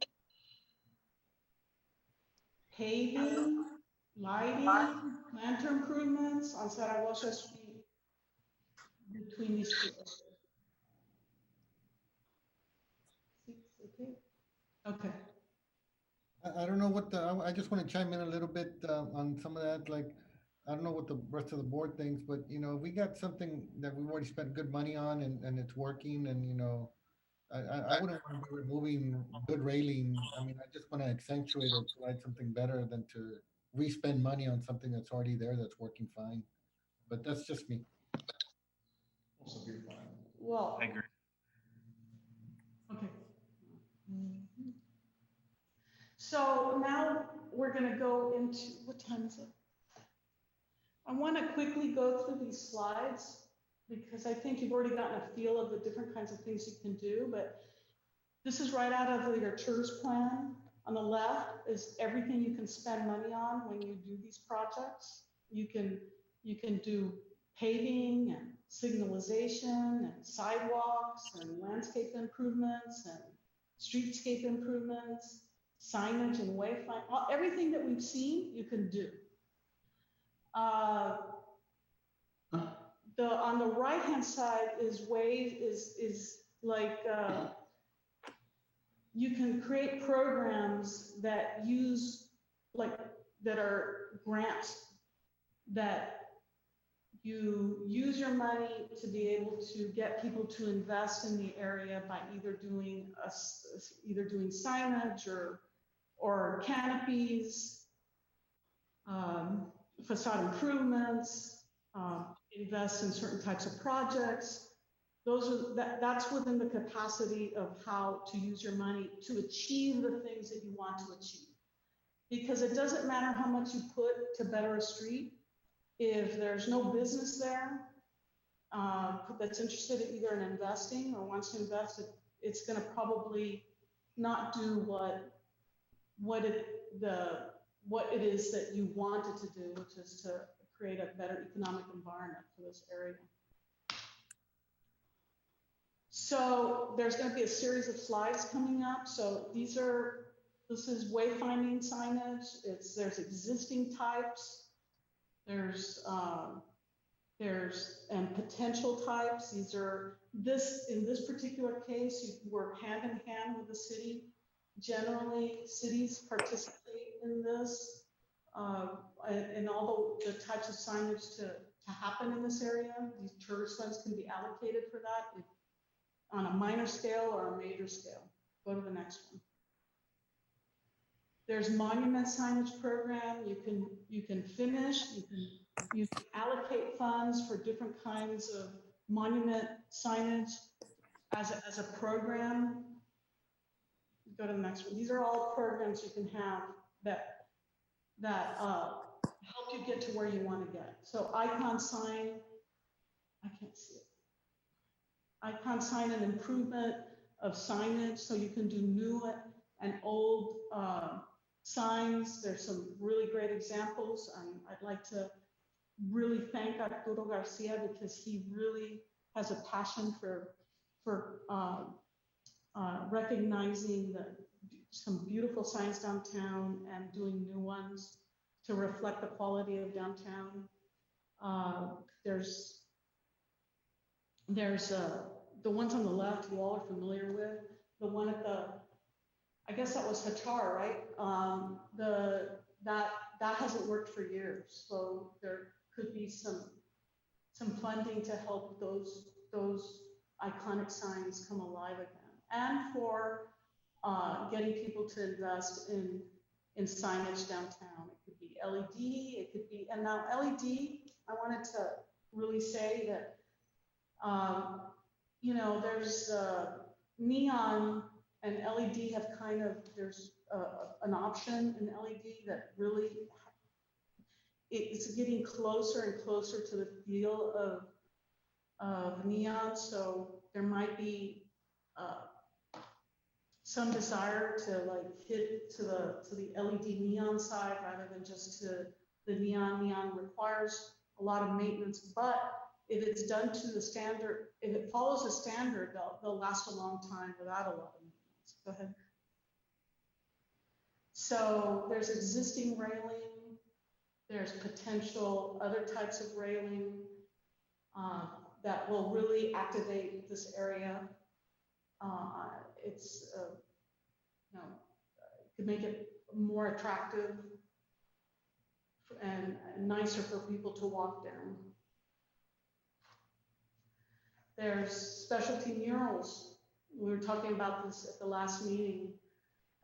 Restoring ghost signs. There's several of them in the district. And the ones on the right are restored ones. A couple of those are in El Paso. It's much more commonly done now. Sidewalk and paving improvement program. This is a program where you say, okay, here's the standard. We're always going to hit to the standard. We've got many choices. There's got to be a decision, a very strong decision made by the city and this board or anybody who's going to do any improvements downtown to just say, okay, it's clay pavers, it's concrete pavers. It's, you know, we have to make a choice where there's asphalt, where there's going to be clay pavers or concrete pavers. There's no historical, well, I shouldn't say that. Did you see the picture on the right? Have you ever seen that picture on the left with the bicycle? Okay. So Felice was the street, and the banquetas were stone, and those are the sidewalks. Back in the day, they were stone sidewalks. I tried to look for an existing one. In Azteca, there used to be one, but it was taken out and paved. So I think they've all been replaced. Anyways, the concrete sidewalks are a great solution and very inexpensive compared to other solutions. You can always go back to historical dirt. Right, you can always go back to dirt if you like. that would be the most That's the historical. That's the historic application. The least one is the stamped concrete. You can see there how, you know, a portion needs to be taken out. There's, I mean, so many patterns now there, going opposite directions, colors, it just does not work. The concrete pavers on the right, up on top, they are all around the Bridge of the Americas project. We designed them in a pattern that it would have that quality of more uniformity, and it really gives you the impression of more of a historic type of pavement than really even the clay pavers that are really clay pavers are a northeastern element, really. The concrete pavers work really well. Don't know why they're not replaced when they're taken out, but they have weathered beautifully. Those are all around BBVA and the Center for the Arts, except in certain areas where they did some work and then they put stamped concrete. Go ahead. So there's canopy and awning. I just want to direct you to the top left. Rialto, that is the Rialto, the old Rialto Theater. It is now Zorba's. Look at that canopy. I didn't know that was an original canopy. It's an original canopy. If you go to the right, you can see that canopy is there. That's from the 20s. That canopy is what, 100 years old? It's, there's all sorts of great examples. The Hamilton on the right doesn't look like that anymore. It needs a lot of repair and maintenance. The Saint Moore, he's always tried to get that awning, Mr. Zaguirre has tried to get that awning fixed, but it's in the, when they did the sidewalks, they cut into the, in other words, the awning is over the sidewalk line. So if a bus or something high goes there, it always scrapes it. So something has to be done there to help that corner if the awning is going to be restored. This was really exciting. We have to choose the lighting. There's plenty of light examples. Districts will go back to historic lights to be able to get, they'll say this is the standard now. We're going back to this old light. You can see the light that I have the arrow to. That light is the one that's being hidden by the Model T or whatever that is, the Ford. Let me tell you something. CPNL was started in Laredo, Texas, and it was one of the first cities to get an electric grid in 1888. That is amazing for a city of that size and that time. But the gas lamps that were around at the plaza, San Agustin Plaza, were gas. I guess those cars are from the late 60s, early 70s. I don't know, 70s? Yeah, upper left-hand side. 70s. They were there until the 70s, those gas lamps. These are all things that you can look at and say, hey, this is really something really great. Maybe we don't go back to gas, we go to incandescent, but we use the same fixture to reinforce the historic nature of this area and to talk about gas lamps in the downtown area. Go to the next one. So this is streetscaping and landscaping. We have, bougainvilleas growing and going over areas. We have elements that can be expanded on in terms of landscaping. Program, I'm talking about a program. Go ahead. So an opinion, this is a very preliminary opinion of cost for Zaragoza. You can start, I'm gonna leave it here for a little bit so that you all can look at this. I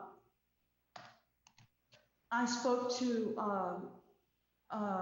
Jeff Quigg, who actually did the improvements. He was a civil engineer for Zaragoza Street when the mall was done, and I got a roundabout number of what it costs to put paving in, and to remove the asphalt and put paving. And this is for the area Santa Maria I put it in chunks there so that you can see it. There's, it's pick and choose basically, but in order to make these improvements really have an exponential effect, I think you need to do a grant program with them. I think you need to really consider manpower, materials for repair and maintenance, lights, and landscaping and cleaning for this. Otherwise, they're, you know, not going to happen. You can see the cost for Salinas to Flores Street. That is where we can bring some of those Spanish elements back by putting trees in there and really accentuating what is already there.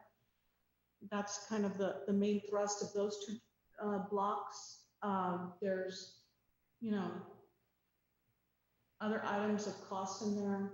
These are, you know, it could be more, it could be less. It's very roundabout. If we change the paving and if we do paving project, we need to consider, especially on Zaragoza, we need to consider what's going on around the plaza.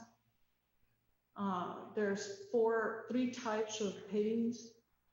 I'm sorry, two types. It's stamped concrete and the clay pavers. That's the only area where those clay pavers exist. There's a lot more concrete paver in a lot of different parts. The city complains bitterly when they have to pick it up. It's very hard to maintain. And then, of course, on the other side, if there's an interest in doing, in working on that gateway entry over there, there's a cost for that. So that kind of, and this is just, I mean, this is, you can mix and match, you can say no to something else. This is just to get a kind of wrap your mind around cost.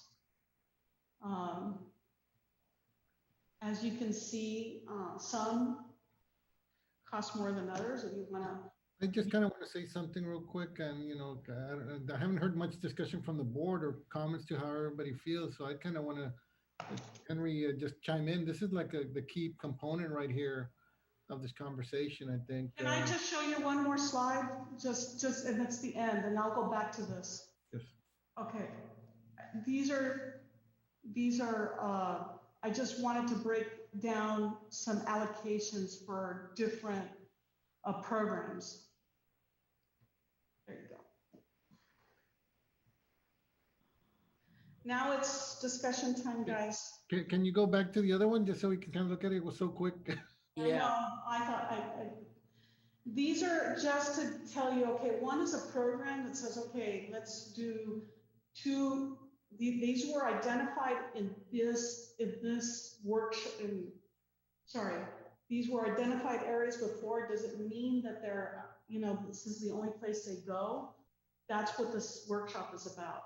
But you allocate between 50 and 300,000, and you've got yourself something that you might want to do at some of these monument sign plate or locations. The specialty murals, there's 3 locations you can do. This is just a focus of money on the types of murals. It can be any mural, but this is a focus. New and restored icon sign program. You can say, hey, we'd like to see this type of signage on this street. Now, we have historic design guidelines that are very limited in terms of signs, and they need to be updated. But, you know, these icon signs are like the mural signs. They will bring a lot of marketing and talk, and, you know. Viviana and team, thank you very much for this work and laying it out the way you have. I think it's definitely a lot. Did you all happen to break it down by those streets that you identified initially? You mean no, we just did it on this, but remember, you can take some of this and we can go back to that slide and we can talk about that slide now if you want, but I think if you can, I don't know, I think, Leslie, you sent the PowerPoint to everybody. I mean, if you print it out, you can refer to certain things and ask you to go back or I- whatever. I think that's a good idea. So I think, to answer Jose's question, Jose, what they've done is they've done a preliminary opinion of cost for a program using only Zaragoza, not the others. But this becomes kind of a menu that you can use in the other streets we talked about, where Iturbide and maybe like Salinas. So our task would be to maybe get a copy of the presentation and then start making annotations and then send it back to Able City. I like that idea. I know you need to leave, Jose. I'd like to hear your comments before you depart. I think this is a lot of really good groundwork. And I would, I'd be supportive of anybody wanting to take some action today. It is a lot of information. I have some vision of what Zaragoza and Iturbide could look like. But I think every member has probably a vision. I would like for us to maybe reconvene, maybe not in a month, but maybe in 2 weeks, and just go ahead and hammer out some activity based on this breakdown and using the tools that they created on this presentation. In general, I like the idea of a gateway sign both at Iturbide and Zaragoza. At the Zaragoza, particularly, there's some great separation issues in that corridor that I think could be addressed.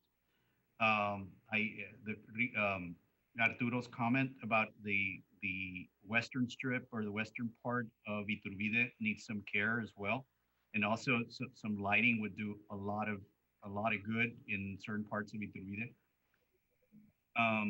So I think if everybody would use the tools provided today and kind of come up with a succinct vision and then bring that back to a meeting. I wouldn't want to go 30 days. I think while this is warm and everybody's fresh with it, we could come back, without making a quorum. Some of us could maybe visit certain strips together, safe distancing, and kind of talk through. And so those are my comments. The arts piece, I think it's a good complementary, quick activity. I know last time we discussed some of that. Whatever we do in the arts, I would want it to be funded sufficiently so that folks can actually, do a good job and have all the means to carry out an arts project. Those restorations of I forget the term on those building signs. That's just beautiful. It's prior artwork, and the business is not there, but that adds so much ambiance to any location. But we have so much infrastructure need that I think we're going to be hammering on the infrastructure, streetscape and landscape. Those are my overall comments. I agree with Joe too, Henry.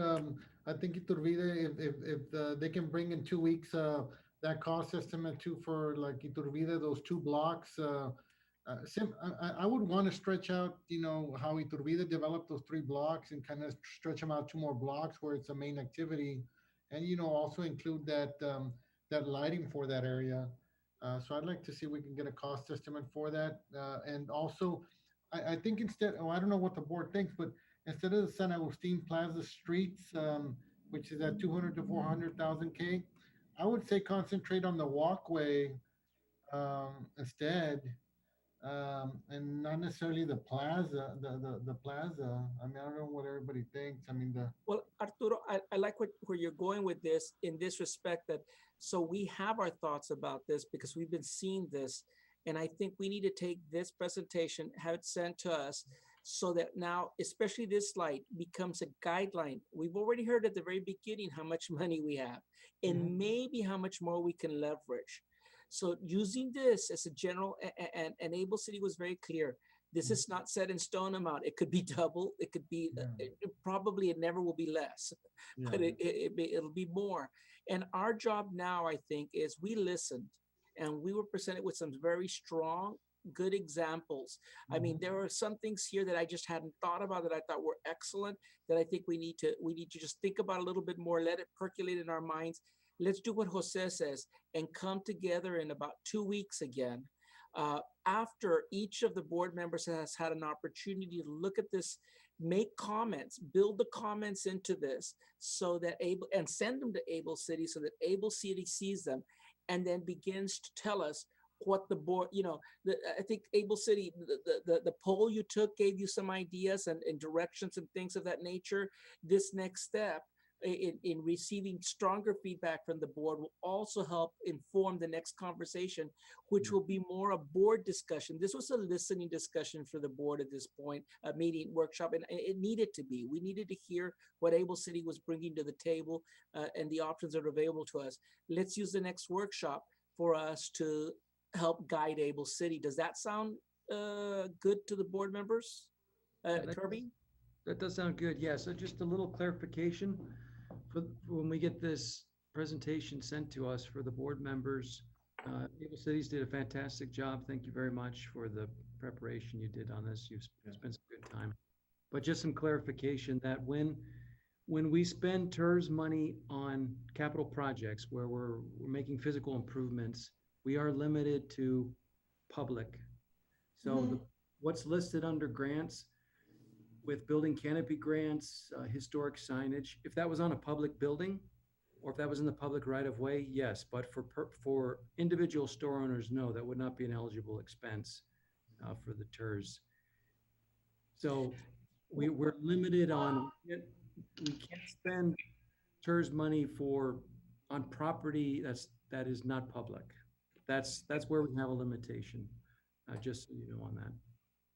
So, Kirby, maybe I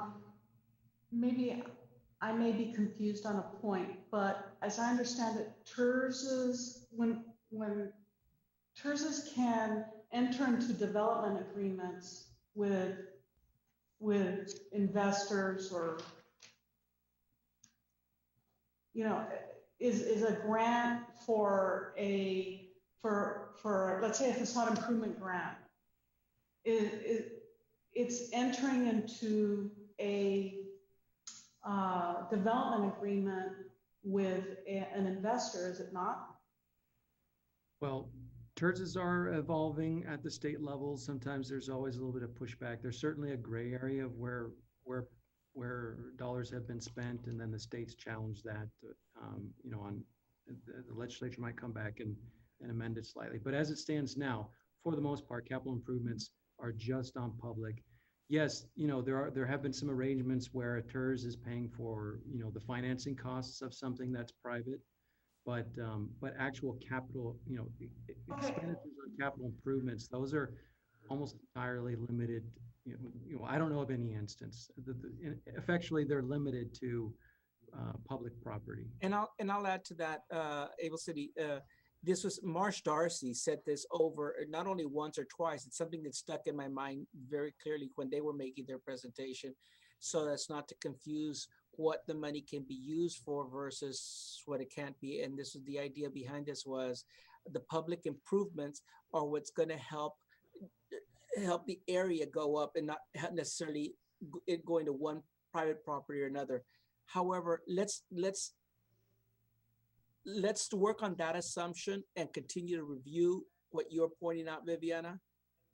As Kirby says, there may be examples out there that we may lend to, but let's just know that the preponderance of the funds, at this point, all of it, but needs to be on public property. And let's build from there. Can I just add one thing, Chairman? Yeah. And I'd like to hear Carol and Patty too. We haven't heard from them too. And the only thing that's conscious in my head is, remember, we had a lot of coordination meetings with the utilities and even with the city utilities companies, and all these projects that we're looking at to where, like, let's say Zaragoza, where we might think of repaving it with pavers. I mean, I'd hate for us to not coordinate, or let's say a project's not funded, and I wouldn't want to deal with spending all that money and then city coming in, 10 years down the line and having to replace a water line or something like that. You know what I mean? So just want You're to match absolutely those aspects. you're absolutely right, Arturo. And something that on our first year of the board, when the very first year the board convened, we spent almost the entire year in our meetings with Right. one presentation after another from city departments telling us what had already been done, what hadn't been done, and what streets we could touch and which streets we should not touch, because they had projected that they were going to be working on those streets in the next 5 to 10 years. So it behooves us to review that. So that's a very good point. Thank you. Patty, Carol? Well, I actually thank you, Arturo, for the shout out there. But and Henry, as you mentioned, after the presentation, there were some things that I hadn't, a lot of it was familiar, the photos and what we discussed for years, but some things that I really hadn't thought of or really hadn't realized, kind of a glaring issue in my opinion, is the lack of kind of the branding of the area. And I know Arturo Garcia has done a fabulous job. Every time I go downtown, I see the new signs. It brings so much light and energy and life to the area. They really, really look nice. But he's making those decisions, I mean, I agree with the decisions. They look great, but without the standards and guidelines to establish what's going to happen in the future so that it's cohesive, so that it's not willy-nilly.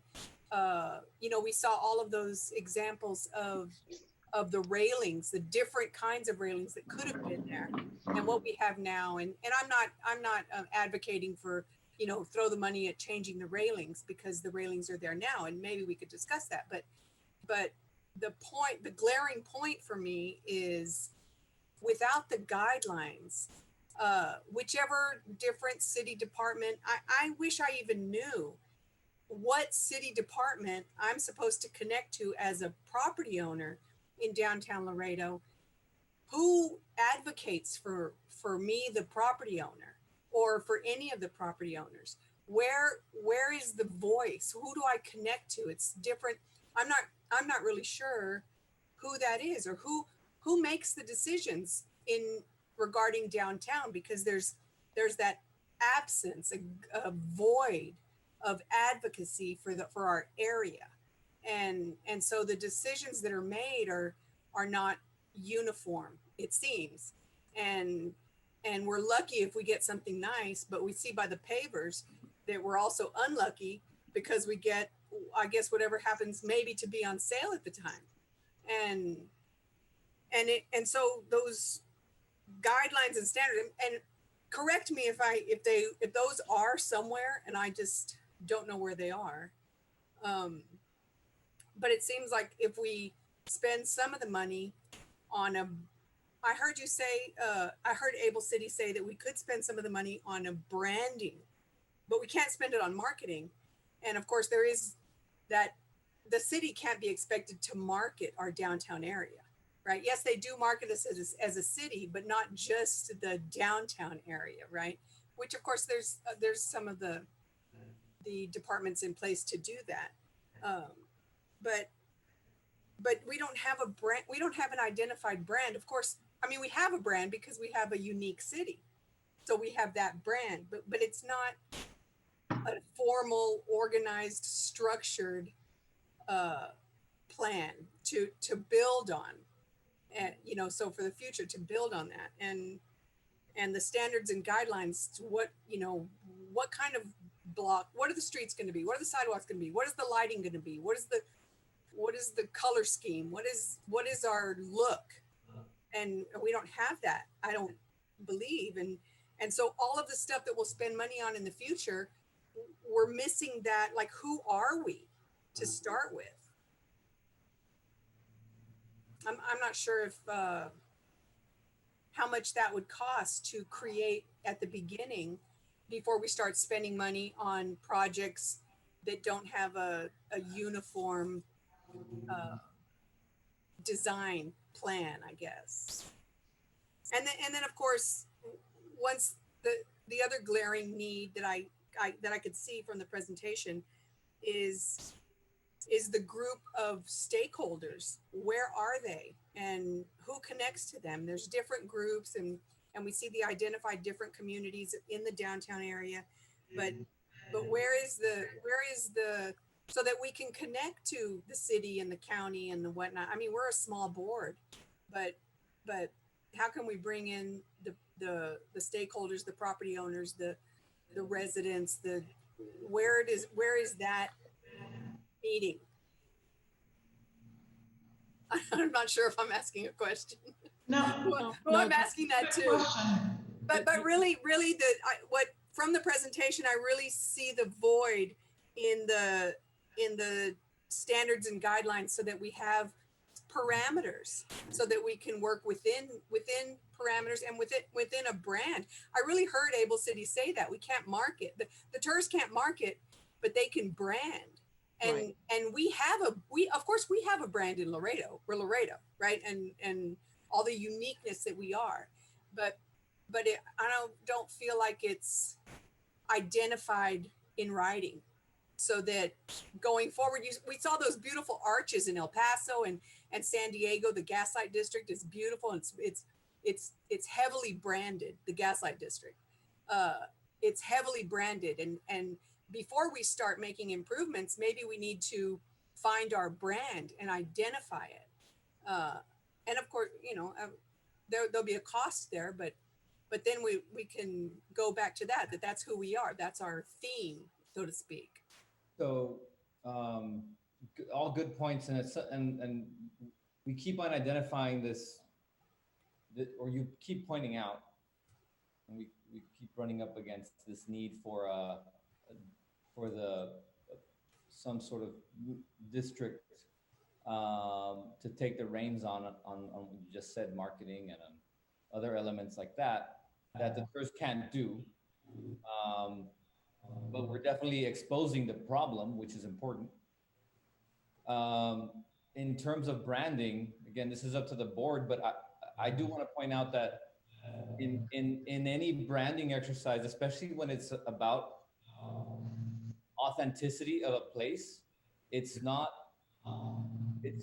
I guess I would stay away from how should I put this? It's important for us to frame that around a discovery and consensus of what an identity is for downtown, and what the identity that we market with should be.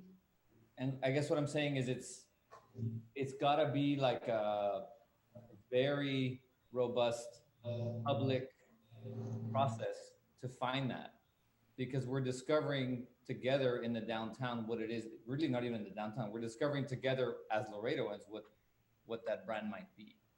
So it is a comprehensive exercise that needs to be done to find that brand. Like we've seen attempts at brands overlaid on anything that sort of that don't hit the mark, because they don't come from finding an identity that everyone agrees with, right? Your point Can I is, say something? Just listening to all of this, getting us thinking about it. Branding doesn't have to be marketing, and marketing doesn't have to be branding. That's what. Yeah. right. Branding is the improvement. What does it look like? Okay, It's the standard for it. I understand, but thematically, since this board is trusted with the public space of our downtown, and we all agree the importance of the history of this community, which makes us different and makes us authentic.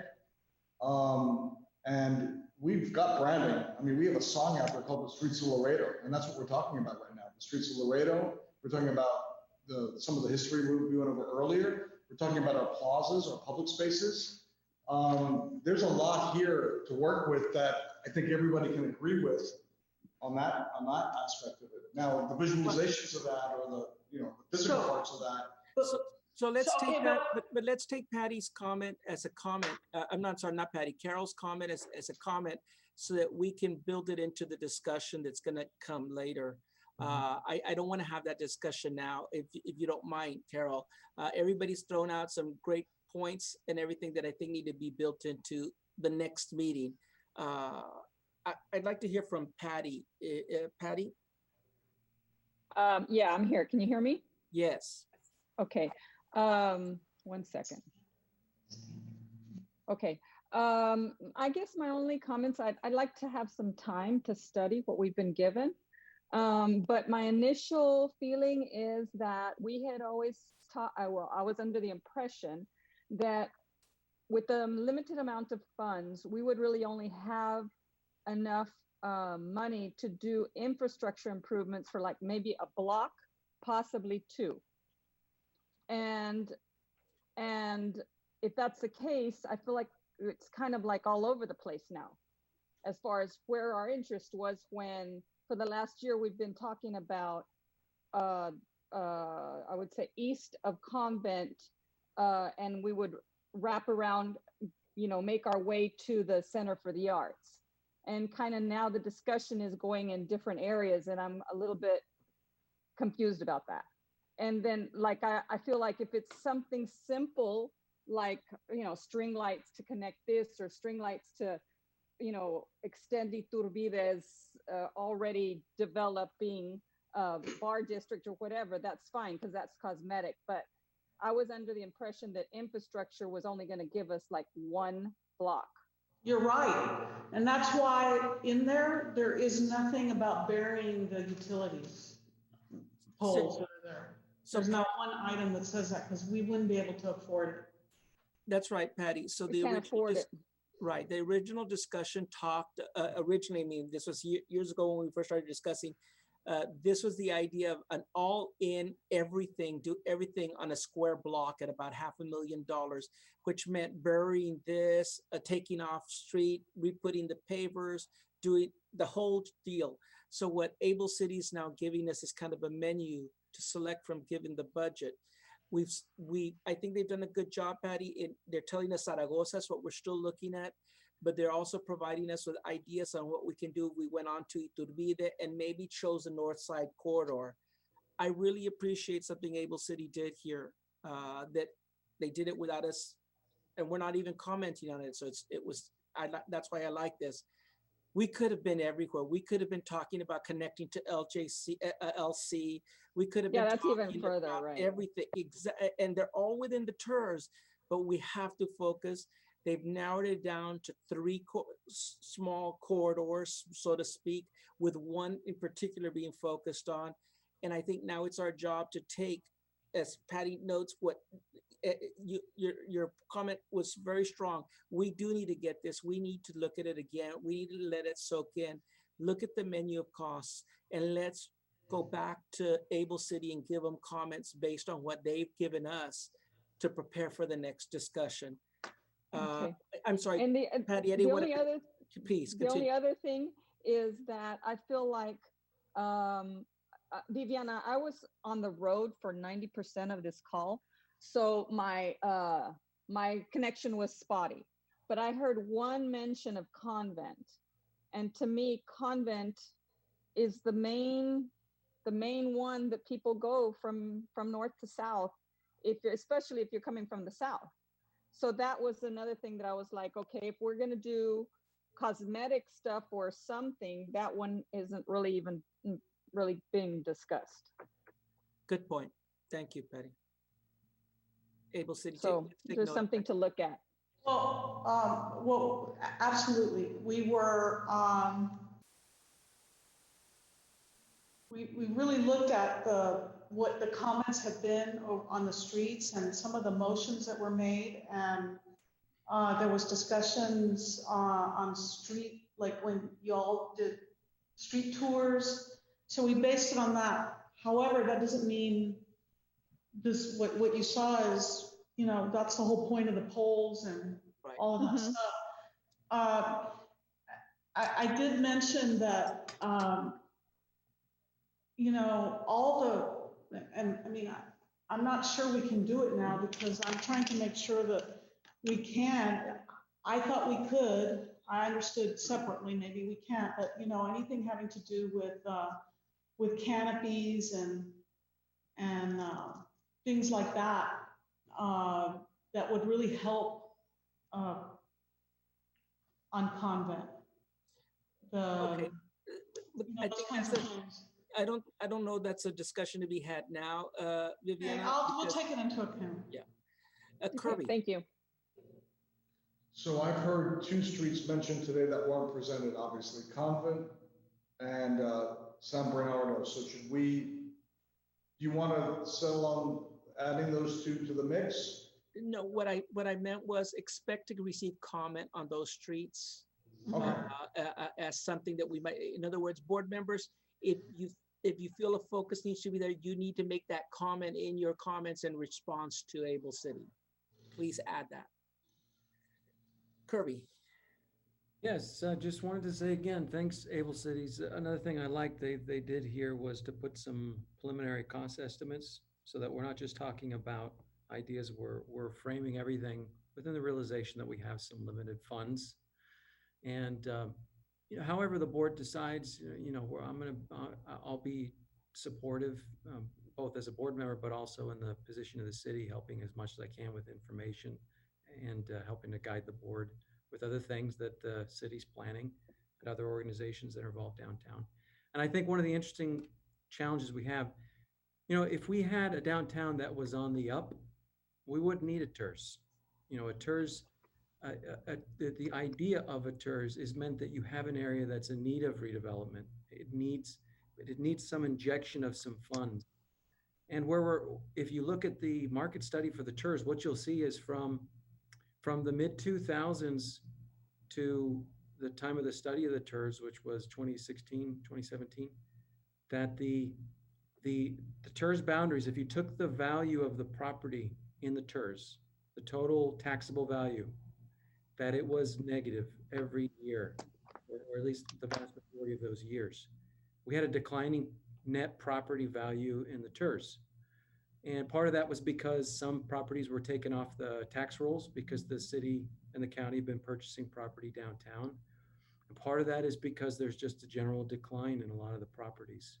And so that's a challenge.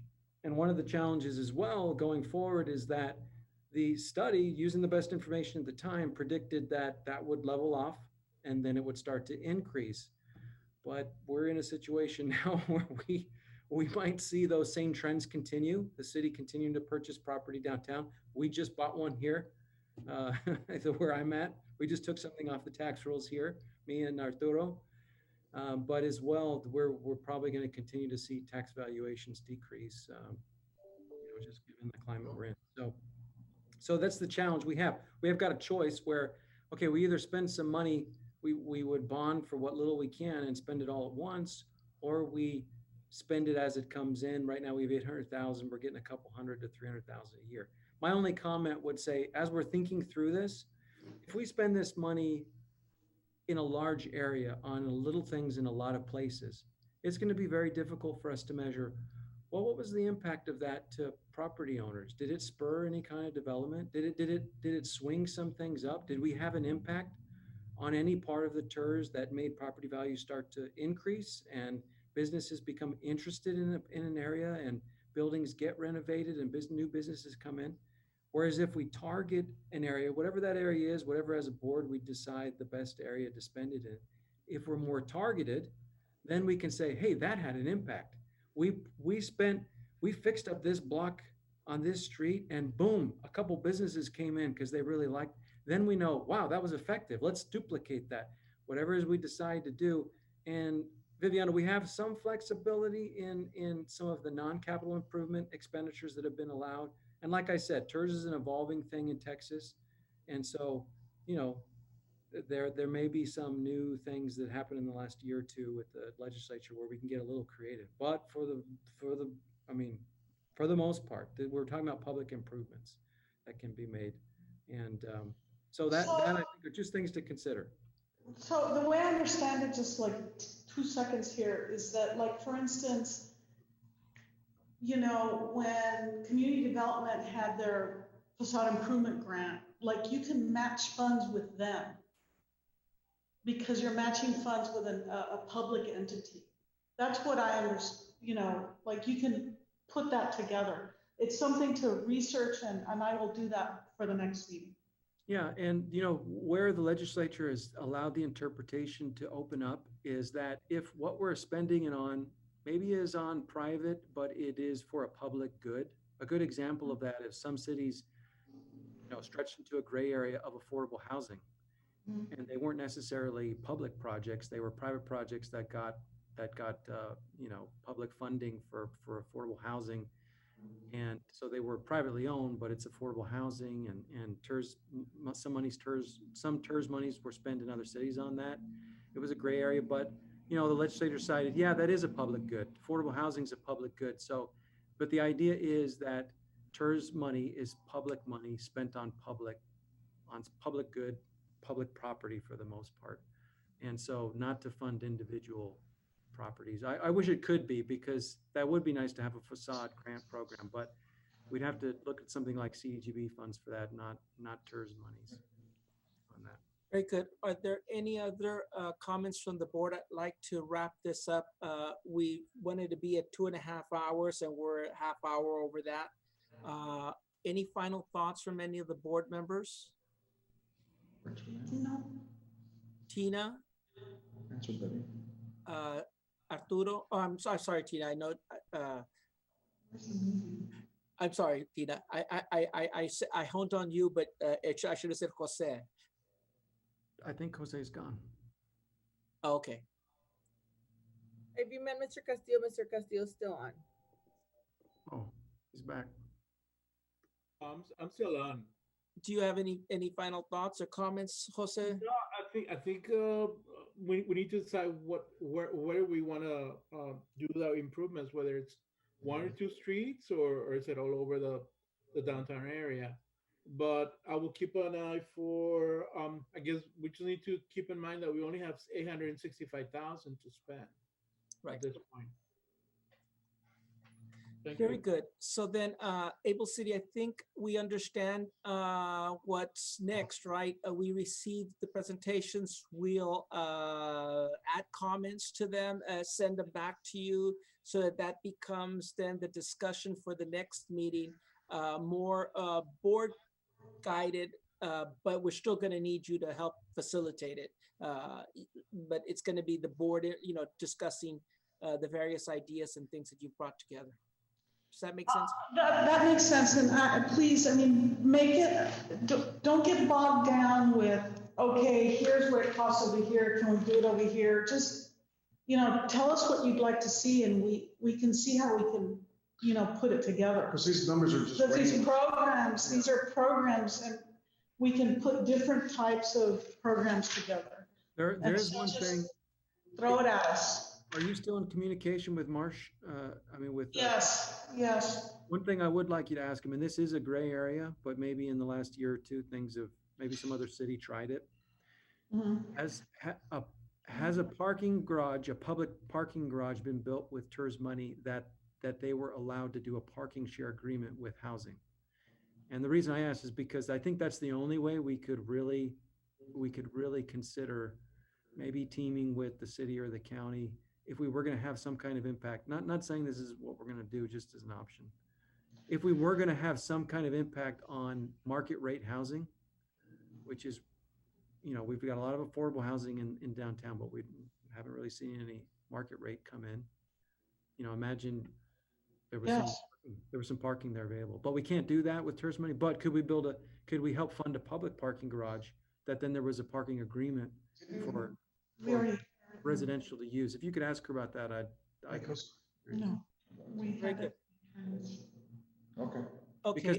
Because the city's looking at a parking garage and talking to the county about it as well, and maybe the TIRZ could be involved in that possibly. If that works. Yeah. Well then, with 1 minute left to go, I think that we've discussed this. We certainly have so much more to discuss, but again, I want to be, at this point, I can't say respectful, semi-respectful of your times. I appreciate the extra half hour, everyone. And we will, let me just turn to Able City for any final comment before we adjourn. Well, I think the meeting was set for between 2 and 3. That's what I understood. So, 2 and 5. I'm sorry, 2 and 5. That's what I understood. Oh, So- perfect. Well, So then. you're not, You're a half an hour under. we're actually a half an hour under, which is Really? good. Okay. Okay. Well, then, Henry, I want Henry, to, yes. and can we hear your thoughts? Because we didn't get to hear your thoughts. Actually, my thoughts have been reflected in your comments. And I mean that sincerely. I haven't heard anything that any of the board members have said that don't include what I've been thinking. There are some things that you've mentioned that I disagree with, but I'll save those for my comments, my written comments. But I like the focus. I like the idea of trees, to be honest with you. I think it would be there. What struck me when I did the walking tour on connecting one end to the other was the fact that trees drew you in and they made you want to walk in a certain direction. I think trees can do that for several other areas. And I hadn't thought about how beautiful the simplicity of string lights was. It doesn't have to be a giant, flashy, giant canopy of lights. Simple string lights say, come down this road, and it doesn't cost much. So those are very quickly some of my thoughts. Okay.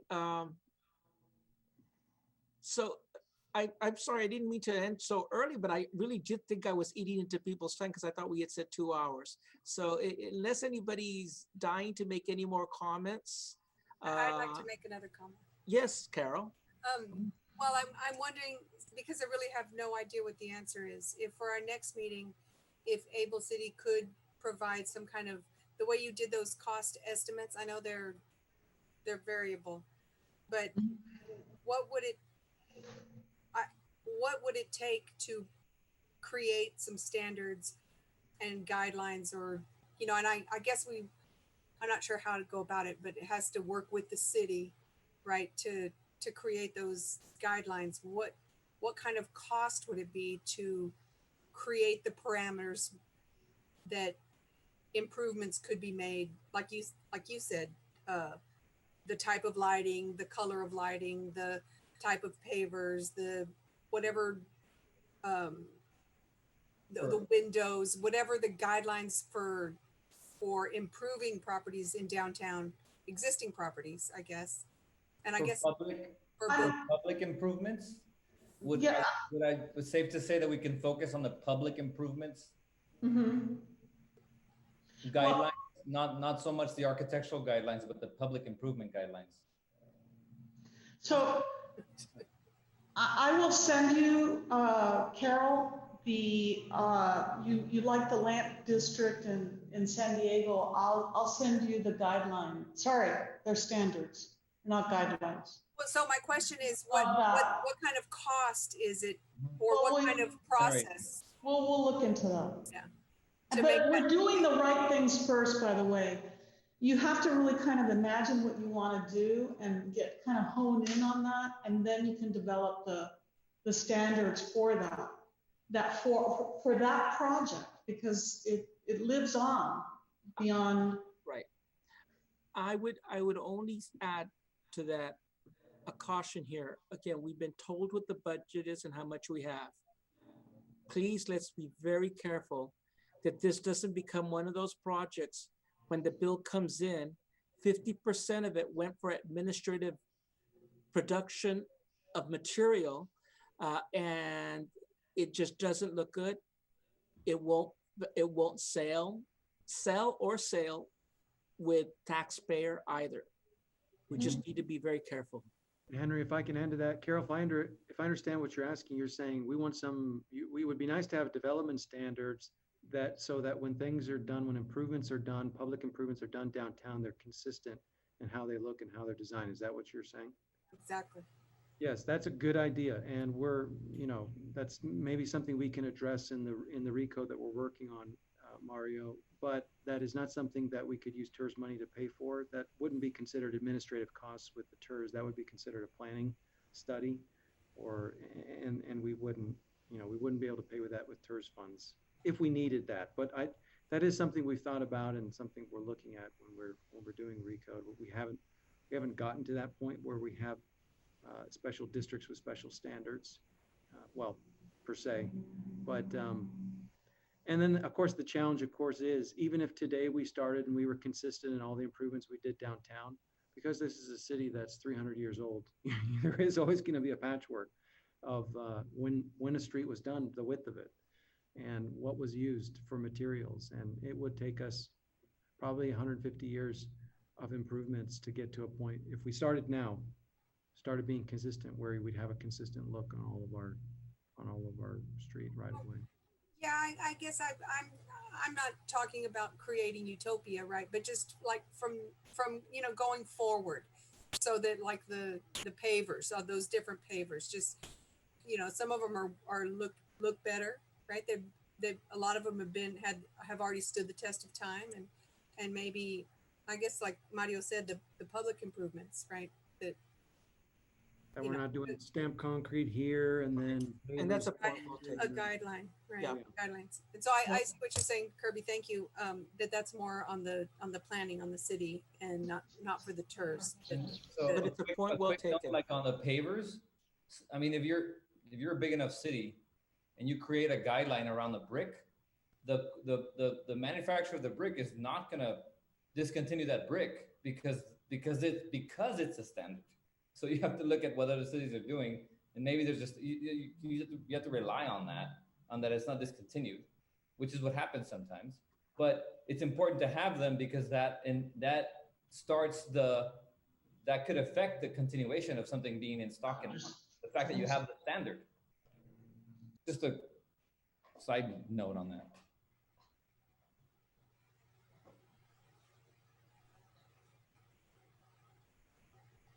Yeah, the trees idea, Henry, that is something that really struck me too, is because if you think about trees, the cost, I mean, how many public improvements can you make where, well, it cost X, but the value of it keeps growing every year, right?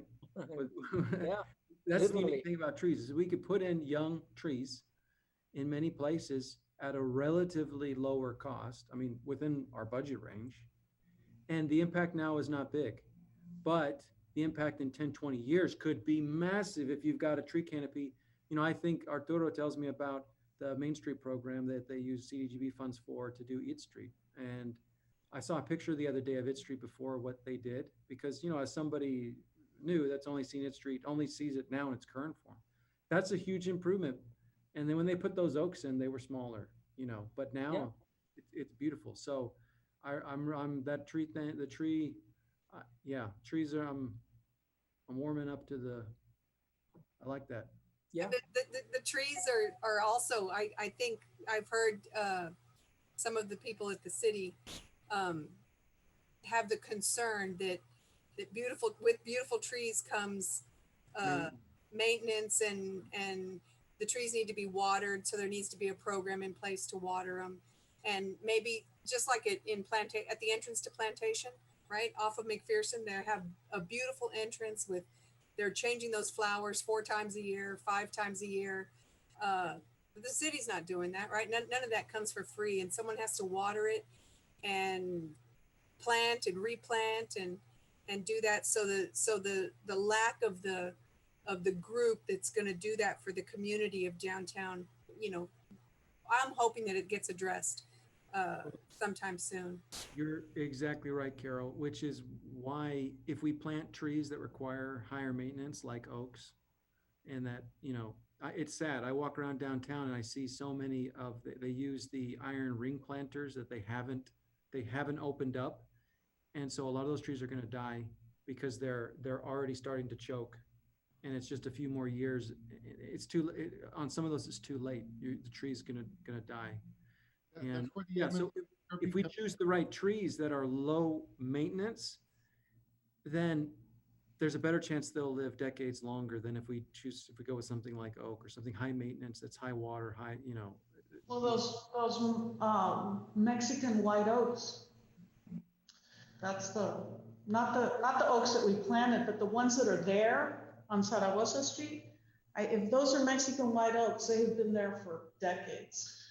The other thing to note is that, beautiful to look at, but also up to 10, maybe a little bit more degrees cooler under them. And, it's all about providing that shade. In Laredo, it's a health issue here. Very appealing. Yeah. I know, Frank. Kirby, what is the department at this? Like, if I was 3 people and I wanted to go talk about a street downtown as a stakeholder, who do I connect? Who represents? Well, I guess I know there's the councilman, right? But who at the city as an employee? What group would a downtown stakeholder go to if they had concerns about the area? That's a great question, and I might answer that differently if we were not still in public session broadcast on the television. Depending how you want to get things done, well, that can work sometimes. I will say this though about your question, Carol. You're one of the most involved downtowners I know. If you already do not know the answer to that question, then that in itself is an answer. Well, that's a good point, Henry. But I wanted to get serious a moment and just say that having worked in over 100 cities across the country, this is not a problem unique to Laredo, and that is that multiple departments have multiple responsibilities, and sometimes they're, if you think about any other part of town, you wouldn't, maybe someone in North Laredo wouldn't say, hey, who's in charge of North Laredo? And somebody in South Laredo, who's in charge of South Laredo? But you get into a downtown and you get that feeling like, hey, somebody should be in charge of downtown. Who is it? Who are the downtown people?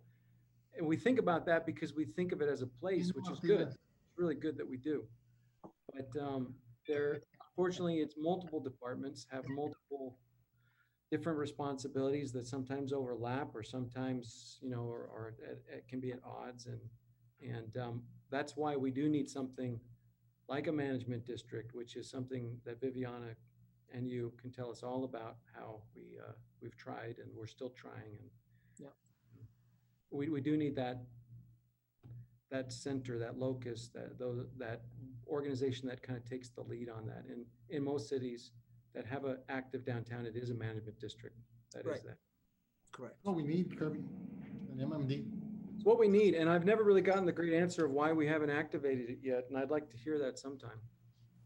We can do all the great things and put the great, brick pavers and landscaping and monuments and everything else, but if nobody's gonna really come back and maintain it like they should, it's gonna be all for.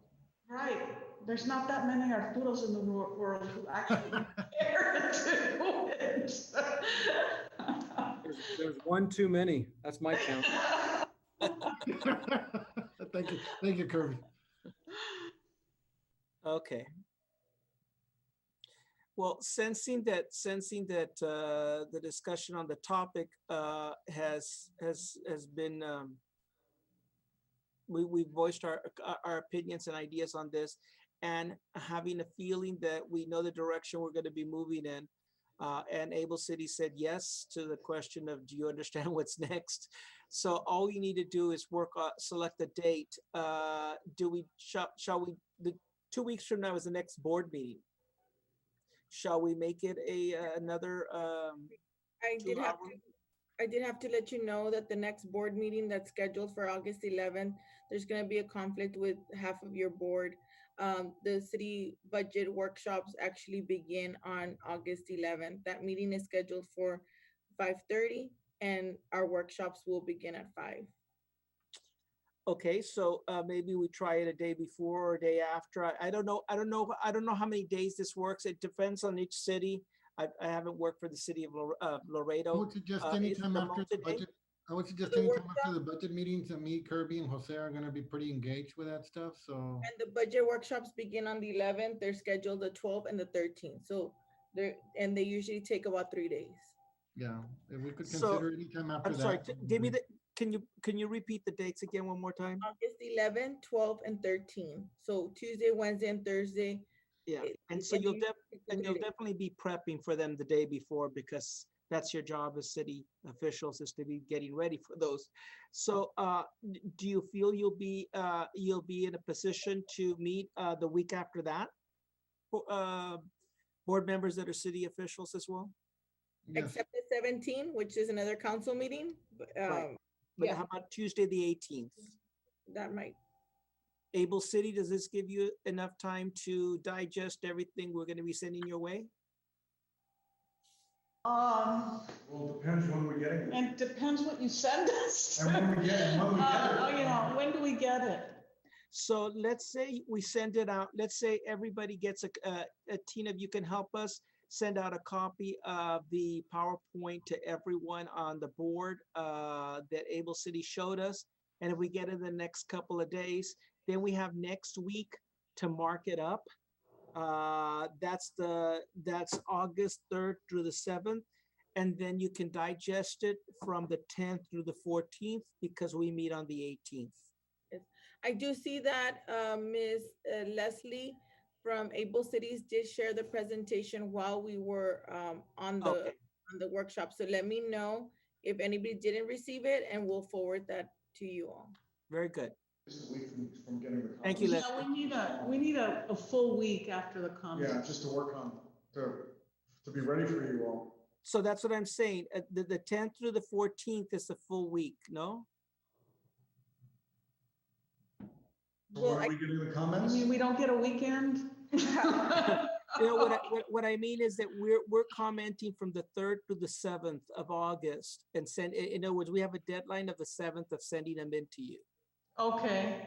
The 7th to the Okay, I 14th. see. The following week. So then we have from the 7th to the 14th is what you're saying. To the 18th possibly, because the next meeting would be to the 18th. Right. The 7th to That's 18th. fine. That's fine. We can do that. Okay. If we hit if we, once we get everything, we hit something, we'll communicate. Like, hey, Henry, forgive me for not understanding this, but so I'm clear, what comments do you anticipate us giving to them? And then how do you anticipate them using to those comments to take it a step further? So we need, I think what we need to do is we need to digest, a couple of board members said, I need to digest the information that's been sent.